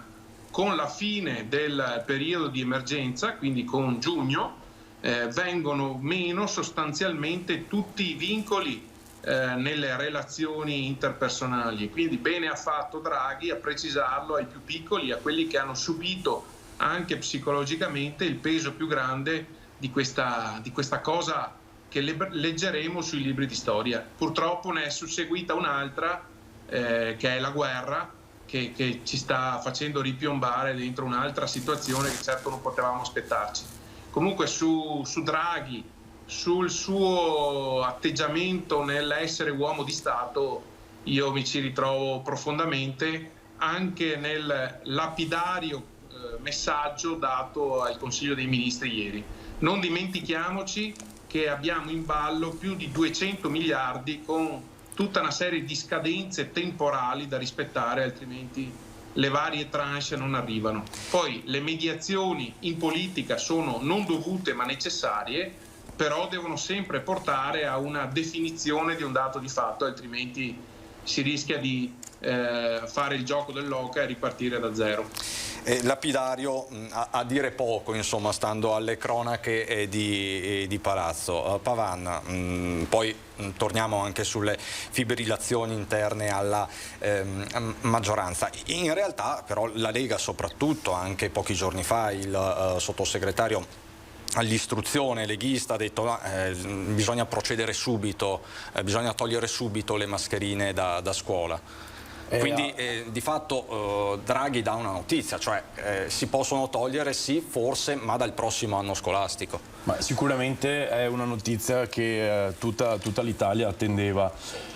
Soprattutto il Premier, rivolgendosi ai ragazzi, fa un lavoro di sensibilizzazione importante su quella categoria dei cittadini che ha sofferto moltissimo la pandemia, e lo abbiamo visto anche, lo vediamo tutti i giorni ancora sui giornali, insomma, questi ragazzi molto giovani che in difficoltà sociale sfociano in comportamenti particolari e anche a volte pericolosi. Quindi la speranza che dà il Premier è una speranza che attende tutto il Paese, e soprattutto è importante sottolineare il fatto che ci sia una necessità oggettiva di socialità. La socialità che è proprio quella che è mancata nei 2 anni di pandemia, quindi ripercorrere quei percorsi sportivi e sociali, le parrocchie dove i giovani potevano incontrarsi, confrontarsi e crescere. E purtroppo 2 anni di buco, diciamo, di socialità li vediamo e li vedremo anche in futuro sicuramente. E a tal proposito, e quindi caliamo proprio nella realtà concreta, nella realtà del territorio, questa tematica. Proprio questa mattina a Mogliano Veneto, ve lo racconteremo questa sera nel corso del nostro telegiornale, per noi c'era il nostro Nicola Marcato, è stato presentato un progetto contro il disagio giovanile, contro anche il fenomeno delle baby gang. Ne parliamo spessissimo in questo periodo e tutti sottolineano come questo disagio sia in aumento e come poi ci siano delle forme estreme per manifestarlo. Certo. Ecco, ci spieghi il progetto presentato questa mattina a Mogliano Veneto. È un progetto pilota, un progetto ambizioso e anche importante dal punto di vista sia dell'investimento economico che dall'investimento delle risorse umane. È un progetto che vuole collaborare con i partner attivi che ogni comune, ogni territorio ha, che sono i genitori, i maestri e i professori delle scuole, le polizie, quindi le forze dell'ordine, le polizie locali e i carabinieri, per fare in modo di creare dei percorsi alternativi di responsabilizzazione dei giovani, per andare definitivamente a sconfiggere quelli che sono gli episodi di bullismo, gli episodi di distanziamento sociale, gli episodi anche di rabbia e talvolta di momenti, diciamo, di aggressivi per i giovani, che si manifestano appunto in tutti questi settori, quindi anche nel settore famiglia, quindi un'attività, un percorso di responsabilizzazione dei genitori, dove gli si dice: dopo 2 anni di pandemia i comportamenti dei vostri figli sono cambiati, devono essere capiti e devono essere però anche educati e responsabilizzati. Quindi è un percorso che, dicevo, porta dentro di sé anche le forze dell'ordine, proprio perché talvolta ci siamo resi conto che essendo cambiati drasticamente i tempi, anche la polizia locale o i carabinieri stessi fanno fatica e fanno difficoltà ad approcciarsi a magari ragazzini di 13 e 14 anni che hanno scoperto questi atteggiamenti, diciamo, dannosi. E quindi è un percorso anche di formazione specifica per gli agenti, che poi andranno direttamente a intavolare dei discorsi e, insomma, ad avvicinare quelli che possono essere i leader negativi all'interno delle compagnie. Perché poi il tema è questo: mettere in relazione gli amministratori, le scuole con le forze dell'ordine. Ne abbiamo parlato pochi giorni fa relativamente ai fatti di Preganziol, dove domenica sera alcuni ragazzini hanno lanciato dei petardi nei giardini delle case. Un petardo è finito all'interno di un'abitazione, all'interno di una cucina, dove c'era una donna che ha rischiato grosso. Lì il sindaco di Preganziol, Paolo Galeano, ha detto denunciate, segnalate, perché poi le forze dell'ordine devono essere messe anche nelle condizioni di poter lavorare, risalire ai responsabili, ai genitori e quant'altro. Questo per punire ma anche per prevenire. Per prevenire, ma intanto faccio i complimenti al collega di Mogliano per il progetto. Naturalmente punire, naturalmente prevenire, perciò penso che un percorso come quello che avete iniziato sia sicuramente valido in forma propedeutica per i genitori e per i ragazzi, tutti, perché poi sappiamo bene che molte volte i leader negativi trascinano anche i ragazzi, tra virgolette, positivi. Perciò credo che sia necessario mettere in tavola un progetto, un percorso che aiuti anche proprio i genitori a magari che hanno un figlio solo, perciò che per loro è una scoperta l'educazione del proprio figlio, a creare un percorso ideale per il proprio figlio, a sapere a cosa può andare incontro quando esce nel mondo. Ma ci deve essere, secondo me, anche appunto una punizione, perché noi per esempio come Fratelli d'Italia da tempo proponiamo una legge che evidenzi il bullismo come reato e che perciò generi delle pene che non necessariamente devono essere delle pene ovviamente detentive, però sicuramente delle pene che facciano fare alla persona che attua del bullismo un percorso, e come lo fa il ragazzo lo dovrebbe fare anche il genitore, perché se abbiamo un bullo, il bullo non è nato bullo, perché in qualche maniera ha vissuto un'educazione che lo ha trasformato e lo ha fatto diventare tale, perciò sicuramente serve la correlazione tra le forze dell'ordine, gli amministratori che possono mettere in campo dei progetti, i genitori, ma la capacità anche di poi mettere assieme questi pezzi, e creare un percorso condiviso che ci porti ad avere dei ragazzi, delle generazioni migliori di quelle che magari c'erano prima e di quelle che ogni tanto vediamo, perché giustamente ci poniamo delle domande. E Bisato, da sindaco per un lungo periodo di un comune importante come Noventa Padovana, lei registra questo aumento di disagio fra i giovani? Sì, acuito anche dal distanziamento, paradossalmente acuito dal distanziamento fisico degli ultimi 2 anni della pandemia. Io penso che tutte le agenzie educative, quindi le famiglie, la famiglia, ma anche chi pratica sport, chi propone sport, chi propone educazione in genere, nei nostri territori debba mettersi intorno ad un tavolo e fare delle riflessioni, naturalmente avendo a disposizione risorse, quindi bene si fa dove partono dei progetti sperimentali, ma in maniera sistematica lo devono fare le ULS. Io mi sono occupato spesso anche di quello. Bisogna mettere intorno ad un tavolo tutti i portatori di interesse perché il fenomeno del bullismo e delle baby gang è praticamente esploso, è uscito dai centri urbani nei quali poteva esserci qualche sentinella che richiamava questi fenomeni, e si sta propagando praticamente in tutti i territori.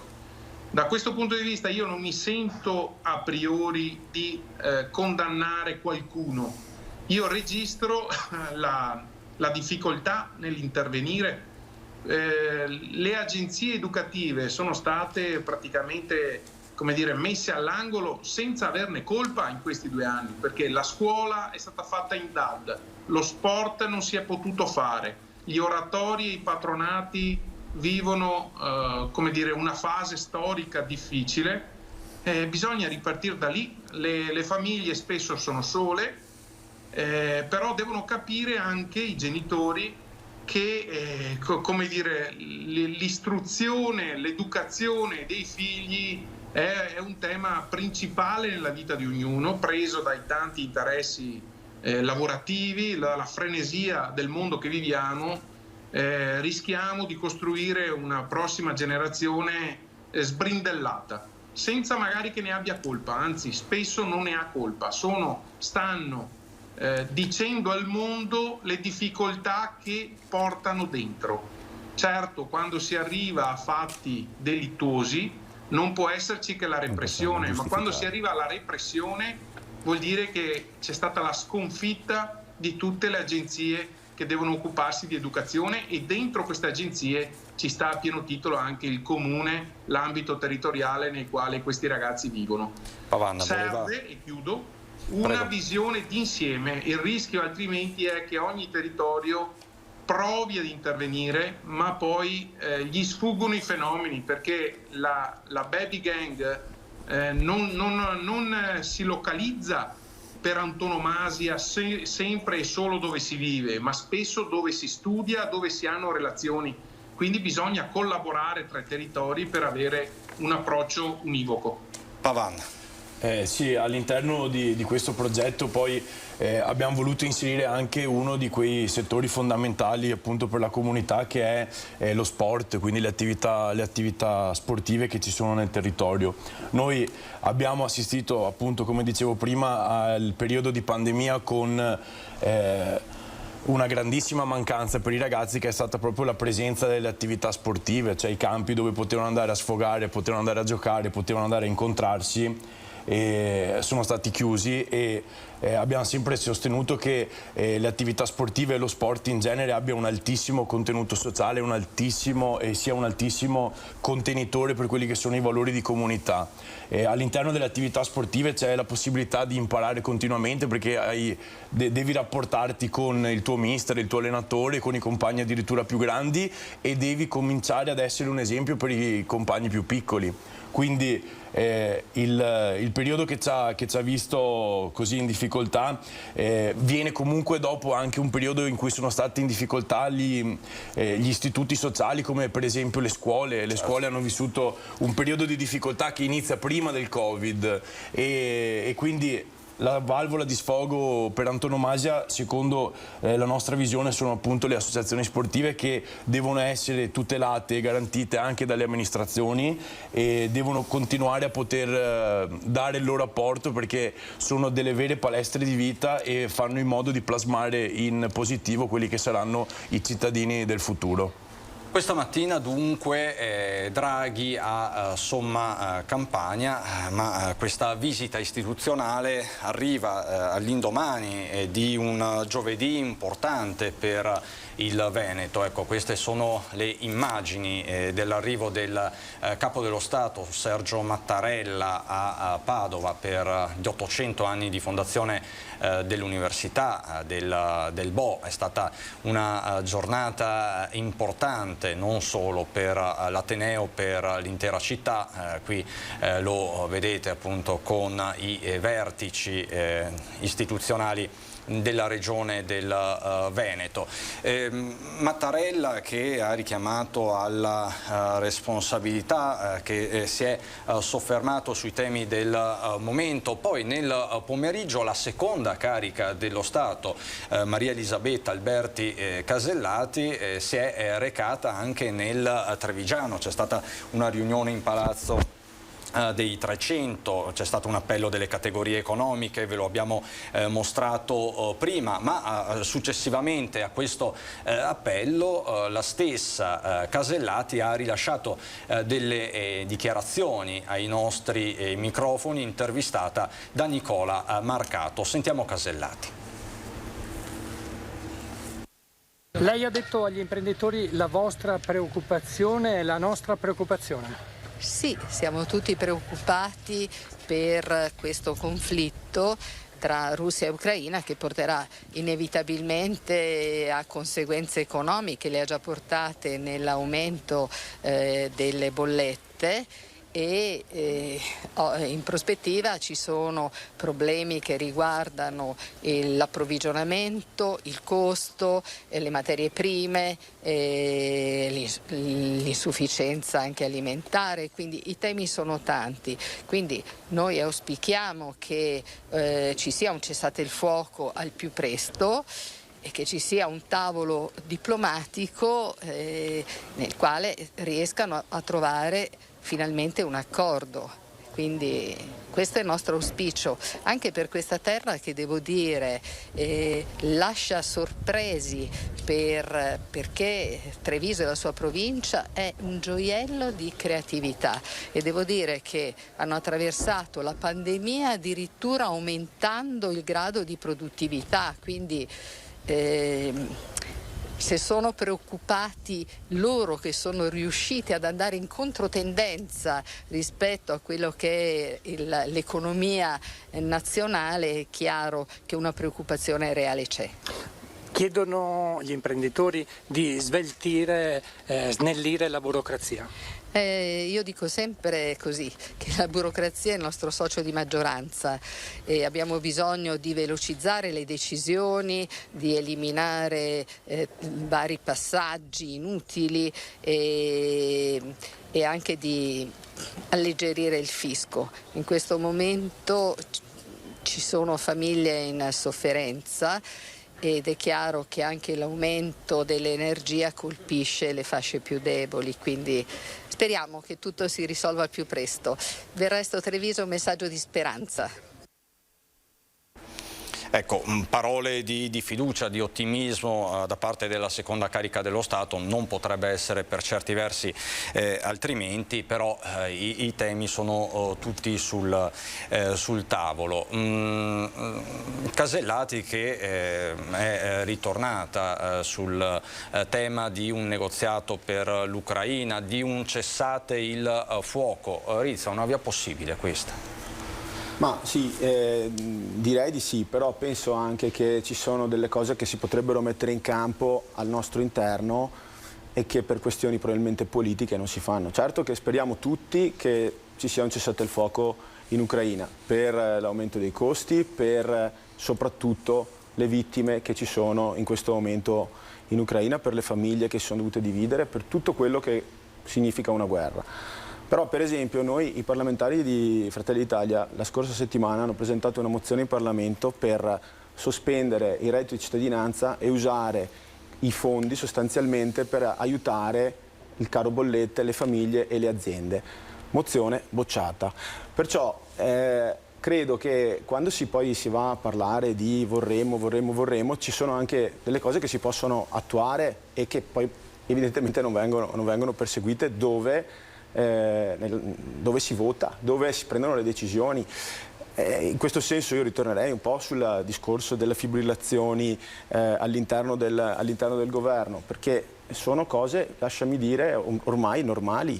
Se tu metti assieme a una persona, per quanto autorevole possa essere come il presidente Draghi, forze politiche che alla fine non hanno molto da condividere, è chiaro che a un certo punto, oltretutto con l'avvicinarsi delle elezioni, queste forze politiche dovranno trovare un po' la maniera per distinguersi e ci troviamo il caso per esempio di Conte che da una parte autorizza, vota per la consegna di armi all'Ucraina e dall'altra dice che Draghi vada a parlare in Parlamento della situazione. Certo, Draghi dovrebbe andare in Parlamento a parlare della situazione il più spesso possibile, però che si mettano un po' d'accordo tra quello che dicono e quello che fanno.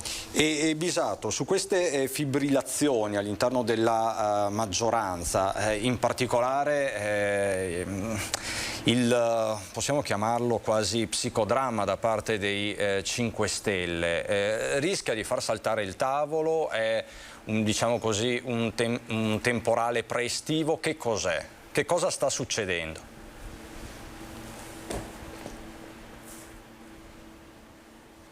E non la sentiamo, Bisato, forse non ha azionato il microfono.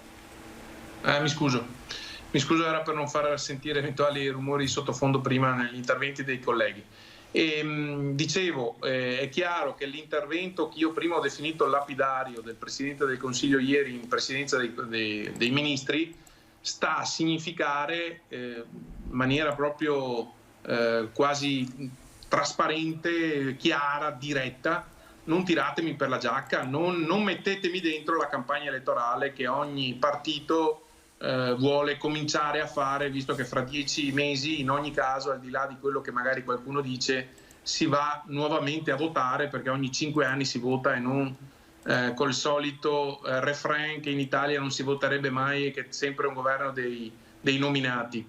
c'è un sistema politico che prevede appunto che ogni 5 anni si rinnovi il Parlamento.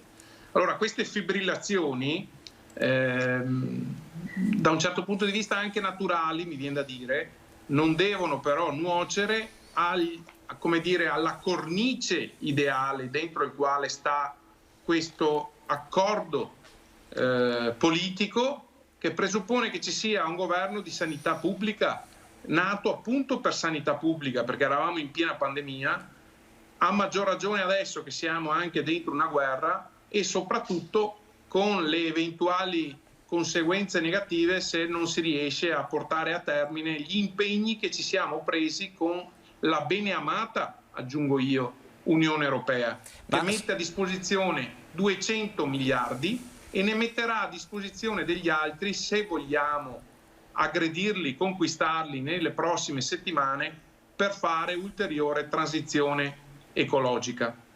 Allora, Bisato, mi scusi. Fibrillazioni, prego, poi le faccio una domanda. Prego. No, prego allora lei. Ma questo malumore interno ai 5 Stelle, quanto può far male anche il Partito Democratico? Nel senso, è il vostro alleato principale, il Movimento 5 Stelle. Guardi, il nostro segretario nazionale l'ha detto e l'ha dimostrato chiaramente. Per quanto ci riguarda è un interlocutore importante, il Movimento 5 Stelle, ma noi prima di tutto siamo responsabilmente, come abbiamo sempre fatto negli ultimi anni, vicini a chi sta gestendo il Paese in questo momento, quindi al Premier Draghi, e condividiamo in toto le scelte che sta facendo. Quindi se in una scaletta delle priorità viene prima l'interesse del Paese, le scelte da fare per l'interesse del Paese. Poi si proverà a trovare insieme la quadratura anche con gli attuali compagni di viaggio, vado ben a precisare, perché mai dire mai nella vita e in politica, che devono anche loro gestirsi al loro interno, gestire le fibrillazioni per uscire con voce univoca e comunque avendo sempre bene a mente che non si può far fibrillare dalla sera alla mattina il governo in una situazione come quella che stiamo vivendo. Quindi, cioè, il 30 giugno, se non fai certe cose, la seconda tranche degli aiuti non ti arriva. Alla fine dell'anno succederà la stessa cosa. Lo sappiamo bene noi, perché mi pare di aver intuito che siamo tutti amministratori locali. Io in questo momento sono in provincia, mi occupo di scuole superiori. Se non si dà conseguenzialità ai bandi conquistati dalle varie amministrazioni pubbliche, non si arriverà a aprire i cantieri, si perderanno le risorse. A salire la stessa cosa vale per lo Stato. Se non rispetta gli impegni presi con l'Europa, non arrivano le prossime tranche. Questo di fatto ha detto in maniera chiara ieri Draghi. Mettetevi d'accordo, trovate una soluzione, ma sulle spiagge bisogna rispettare l'impegno del Consiglio di Stato, quindi andare almeno per il 95% dei casi a gara per il 1° gennaio del 2024, trovare delle compensazioni per chi non dovesse più gestire. Tra l'altro Rizzo mi ricordava, lo abbiamo detto prima, ha posto proprio la fiducia, quindi di fatto... D'accordo, ha detto vi metto la fiducia o così o niente sostanzialmente. Poi noi sulle spiagge come Fratelli d'Italia abbiamo una posizione chiara, crediamo che non si possa andare a cambiare le carte in tavola a delle attività familiari che hanno investito una vita sulla loro azienda e perciò dover cedere ai diktat dell'Europa che richiedono il bando al 1° gennaio 2024, quando gli si era detto che invece c'era un periodo transitorio e poi i bandi sarebbero stati nel 2025, significa mettere in difficoltà le aziende anche della nostra regione ma di tutta Italia e dare fondamentalmente in mano le nostre spiagge a delle società estere che potrebbero anche portare a una qualità del servizio molto peggiore. Diciamo che il tema delle concessioni balneari è molto complesso, ne abbiamo discusso tante volte. Tra l'altro poi la posizione del Veneto è una posizione anche diversificata rispetto alle altre categorie nazionali. Diciamo che è veramente un campo minato, però di fatto sulle concessioni demaniali c'è una fibrillazione che insomma sta mettendo in discussione tanti rapporti. Come se ne esce, Pavan?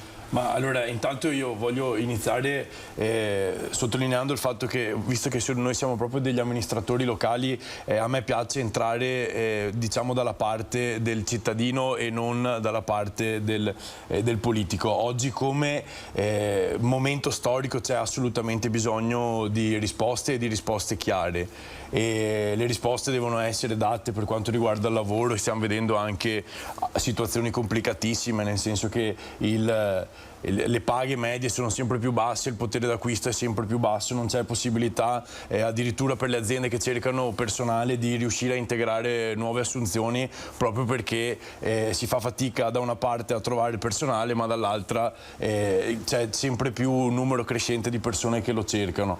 C'è bisogno di risposte per quanto riguarda per esempio la crisi energetica, che è sostanzialmente la prima pedina, secondo il mio parere, del domino che poi fa ricadere la difficoltà nell'ambito lavorativo, nell'ambito delle industrie, nell'ambito delle aziende, perché sostanzialmente fa in modo di alzare i prezzi e i costi di tutte le attività produttive che abbiamo in Italia. In Veneto specialmente, che è una regione nota per, lo ricordava anche la Casellati, nota per altissime capacità produttive, oggi più che mai bisogna dare delle risposte certe. Tornando al discorso degli stabilimenti balneari, io penso che anche in questo caso qui ci sia da dare una risposta a chi ha investito una vita. Quindi dare un panorama certo, futuro. Però lo si fa con l'ennesima proroga, perché questo è il tema di queste ore sostanzialmente. La questione si trascina ormai da decenni, la Bolkestein è dei primi anni 2000.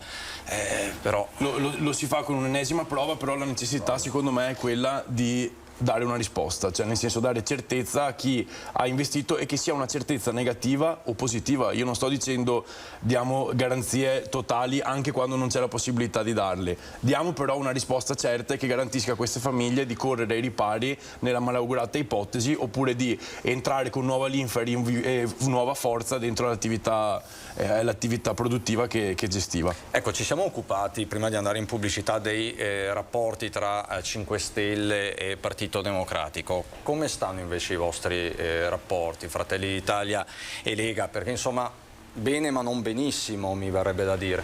Ma no, bene.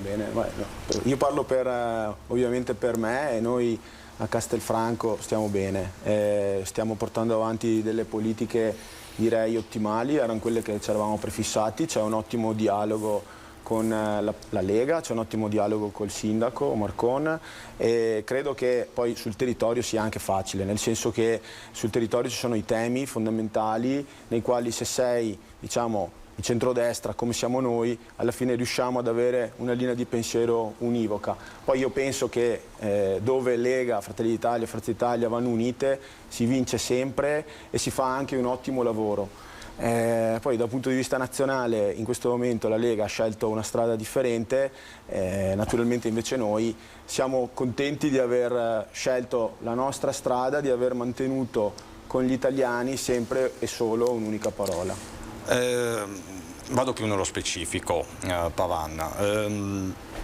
Il tema è della leadership adesso all'interno del centrodestra. Fratelli d'Italia ha superato abbondantemente nei sondaggi la Lega, è uno scenario che fino a poco tempo fa per certi versi era anche impensabile. Questo significa che nel caso di vittoria del centrodestra la leadership di un eventuale Consiglio dei Ministri va alla Meloni? Io penso che al di là dei giochi di poltrone, diciamo anche all'interno delle coalizioni di centrodestra, sia da percorrere la premialità, cioè il posto deve stare a chi ha la competenza maggiore per poter guidare il paese in maniera adeguata e soprattutto per farlo uscire da quello che è il periodo storico peggiore dell'epoca moderna. Quindi piuttosto che andare a sottolineare chi può avere la leadership o chi la debba avere, io penso che ci siano assolutamente delle risorse fondamentali, delle risorse con altissima specializzazione in tutta la coalizione di centrodestra e in tanti partiti, quindi Lega. Quindi lei dice potrebbe essere anche un altro nome? Quindi potrebbe essere qualsiasi nome che possa provenire da entrambi i partiti, che però abbia un'altissima specializzazione, perché è quello che oggi ci chiedono gli italiani e oggi che è quello che dobbiamo come senso di responsabilità percorrere per far uscire la nazione da questa situazione. Rizzo non la sta guardando bene. No, la sto guardando bene, condivido, però penso che Giorgia abbia dimostrato abbondantemente di potersi meritare il ruolo apicale. E Bisato, facciamoci un po' i fatti in casa altrui. Che cosa ne pensa di questo scambio? Come dire, non è nemmeno più latente, la questione è aperta e lo scontro, pur rimanendo nei buoni rapporti tra le parti, è emerso con forza sia dalla convention che ha fatto la Meloni a Milano, non invitando Salvini o non volendolo nemmeno accogliere per un saluto, anche se poi ha dissimulato sta cosa dietro a equivoci. E insomma, chiaro che io è già tanto se riesco in parte a occuparmi del partito a cui appartengo. Diciamo che se Atene piange, Sparta non ride, fondamentalmente, mi pare fosse questo. Se si sta con la logica che era messa in campo quando le parti erano invertite ed era esplicito che si dicesse che doveva toccare a un esponente della Lega, nello specifico il segretario, ad oggi, con l'attuale legge elettorale, ecco che metto in campo un'altra nuova proposizione che secondo me nei prossimi mesi potrebbe diventare centrale, perché è di tutta evidenza che il nostro sistema maggioritario, tra l'altro con la scansione dei collegi che deve essere riformata perché c'è la riduzione del 30% dei parlamentari, come dire, va altrettanto riformata, gioco di parole. Io penso che mettere in campo un'idea di legge elettorale proporzionale non sia fuori dal mondo e che a quel punto, solo dopo il voto, si potrebbero determinare delle maggioranze, cosa che in pratica è avvenuta negli ultimi anni in Parlamento. Però bisognerà capire se c'è la forza di coagulare questa idea intorno a più forze politiche in Parlamento. Mi auguro che da questo punto di vista la Lega pensi se può essere non utile solo alla sua parte, ma in generale al Paese. Secondo me sarebbe un bel ritorno a radicare, metto un ulteriore elemento, a radicare gli eletti al territorio, perché sappiamo che è una caratteristica un po' di tutte le parti aver alienato il rapporto tra gli eletti in Parlamento e gli elettori sul territorio, ricostruire questo rapporto, magari addirittura, ma questo è un mio auspicio che non arriverà mai, a prevedere le preferenze. Pavan, 30 secondi, poi andiamo in pubblicità. Sì, ripeto, questo è un momento storico in cui bisogna percorrere assolutamente la certezza, fare in modo che i cittadini escano dai grandissimi punti di domanda che noi abbiamo e che tutti hanno, e soprattutto fare in modo che le amministrazioni locali continuino a dare un grande sostegno alla cittadinanza. Dopodiché, per quanto riguarda anche questi discorsi puramente politici, la Lega in questo periodo sta attraversando un periodo di fibrillazione che è data da un nuovo vigore dei congressi, no? Quindi si stanno ricostruendo le basi a livello locale e comunale, per poi andare sulle segreterie provinciali e poi andare alla segreteria nazionale. Quindi sicuramente è da quel collante lì che si riparte per avere nuovo vigore, avere nuova linfa e soprattutto per fare in modo di ripristinare anche la leadership all'interno delle forze politiche del panorama nazionale. Adesso andiamo in pubblicità, fra poco.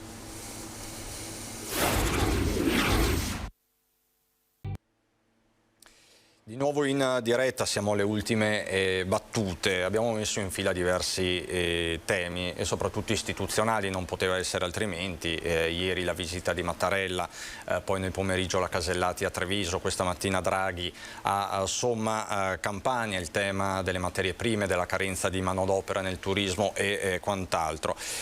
Volevo chiudere con una nota di colore, con una iniziativa che questo ragazzo ha lanciato qui su Antena Antena 3 che sta facendo discutere. Lui si chiama Saif Kesraji, è un ragazzo titolare di un'agenzia che lancia un corso di dialetto veneto per immigrati. Sentiamolo proprio 30 secondi.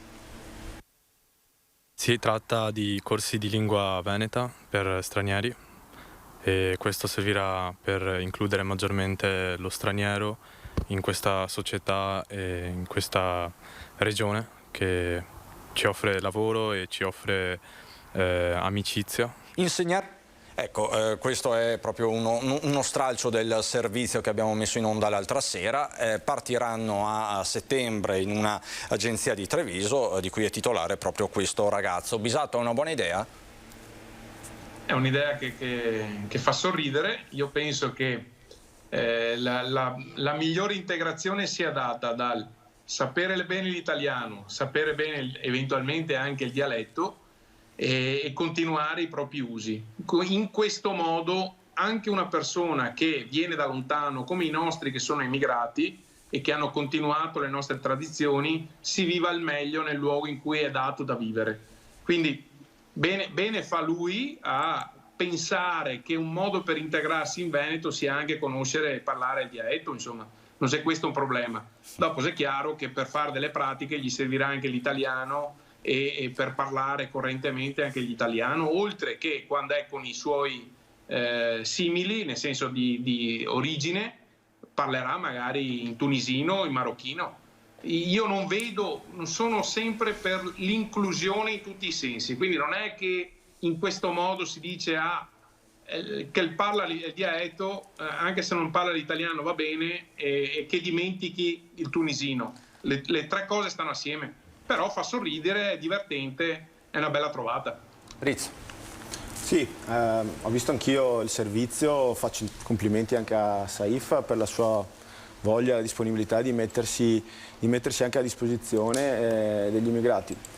Io diciamo che sono parzialmente d'accordo, sicuramente sapere il dialetto è una nostra caratteristica, ci caratterizza come veneti e devo dire che può diventare anche una cosa goliardica.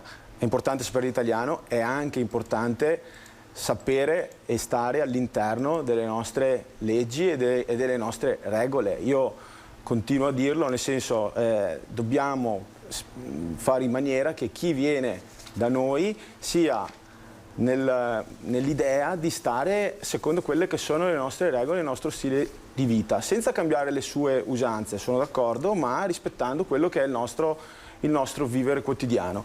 E sono sicuro, siccome anche alla fine del servizio, il servizio era più lungo, però Saif faceva una bella descrizione di noi veneti alla fine, sono sicuro che se c'è la voglia di integrarsi realmente rispettando la legge, senza entrare nel mondo della criminalità, i veneti sono i primi che hanno voglia di inclusione e di far entrare le persone all'interno della nostra vita. Rizzo, esame superato, vedo che ci segue e guarda i nostri servizi. Pavan, 10 secondi. Sì, sono assolutamente convinto che bisogna fare in modo che vengano conosciute e coltivate anche le tradizioni popolari delle nostre terre, che sono ricchissime e che culturalmente vengono da un passato profondissimo. Fare in modo che questi ragazzi si avvicinino al dialetto è una cosa assolutamente fondamentale, anche per poi diventare degli interlocutori con magari le generazioni più grandi, i più anziani del territorio, che talvolta sanno parlare molto meglio il dialetto e lo utilizzano molto di più rispetto che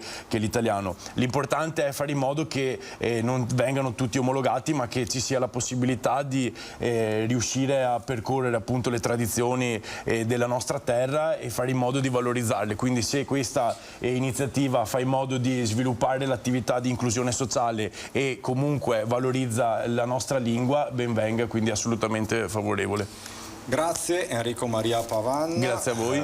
Coordinatore dei giovani amministratori della Lega in provincia di Treviso, grazie Guido Rizzo, capogruppo di Fratelli d'Italia in Consiglio Comunale a Castelfranco Veneto, grazie Alessandro Luigi Bisato del Partito Democratico, grazie Bisato, alla prossima. Io vi do proprio 2 aggiornamenti sul finale di questa diretta, poi ci ritorneremo. Abbiamo parlato all'inizio di questa puntata di vaiolo delle scimmie, lo abbiamo fatto con il nostro virologo di riferimento Fabrizio Pregliasco. Ci sono altri 2 casi confermati in Italia, in tutto quindi sono 3 dopo quello di ieri registrato a Roma.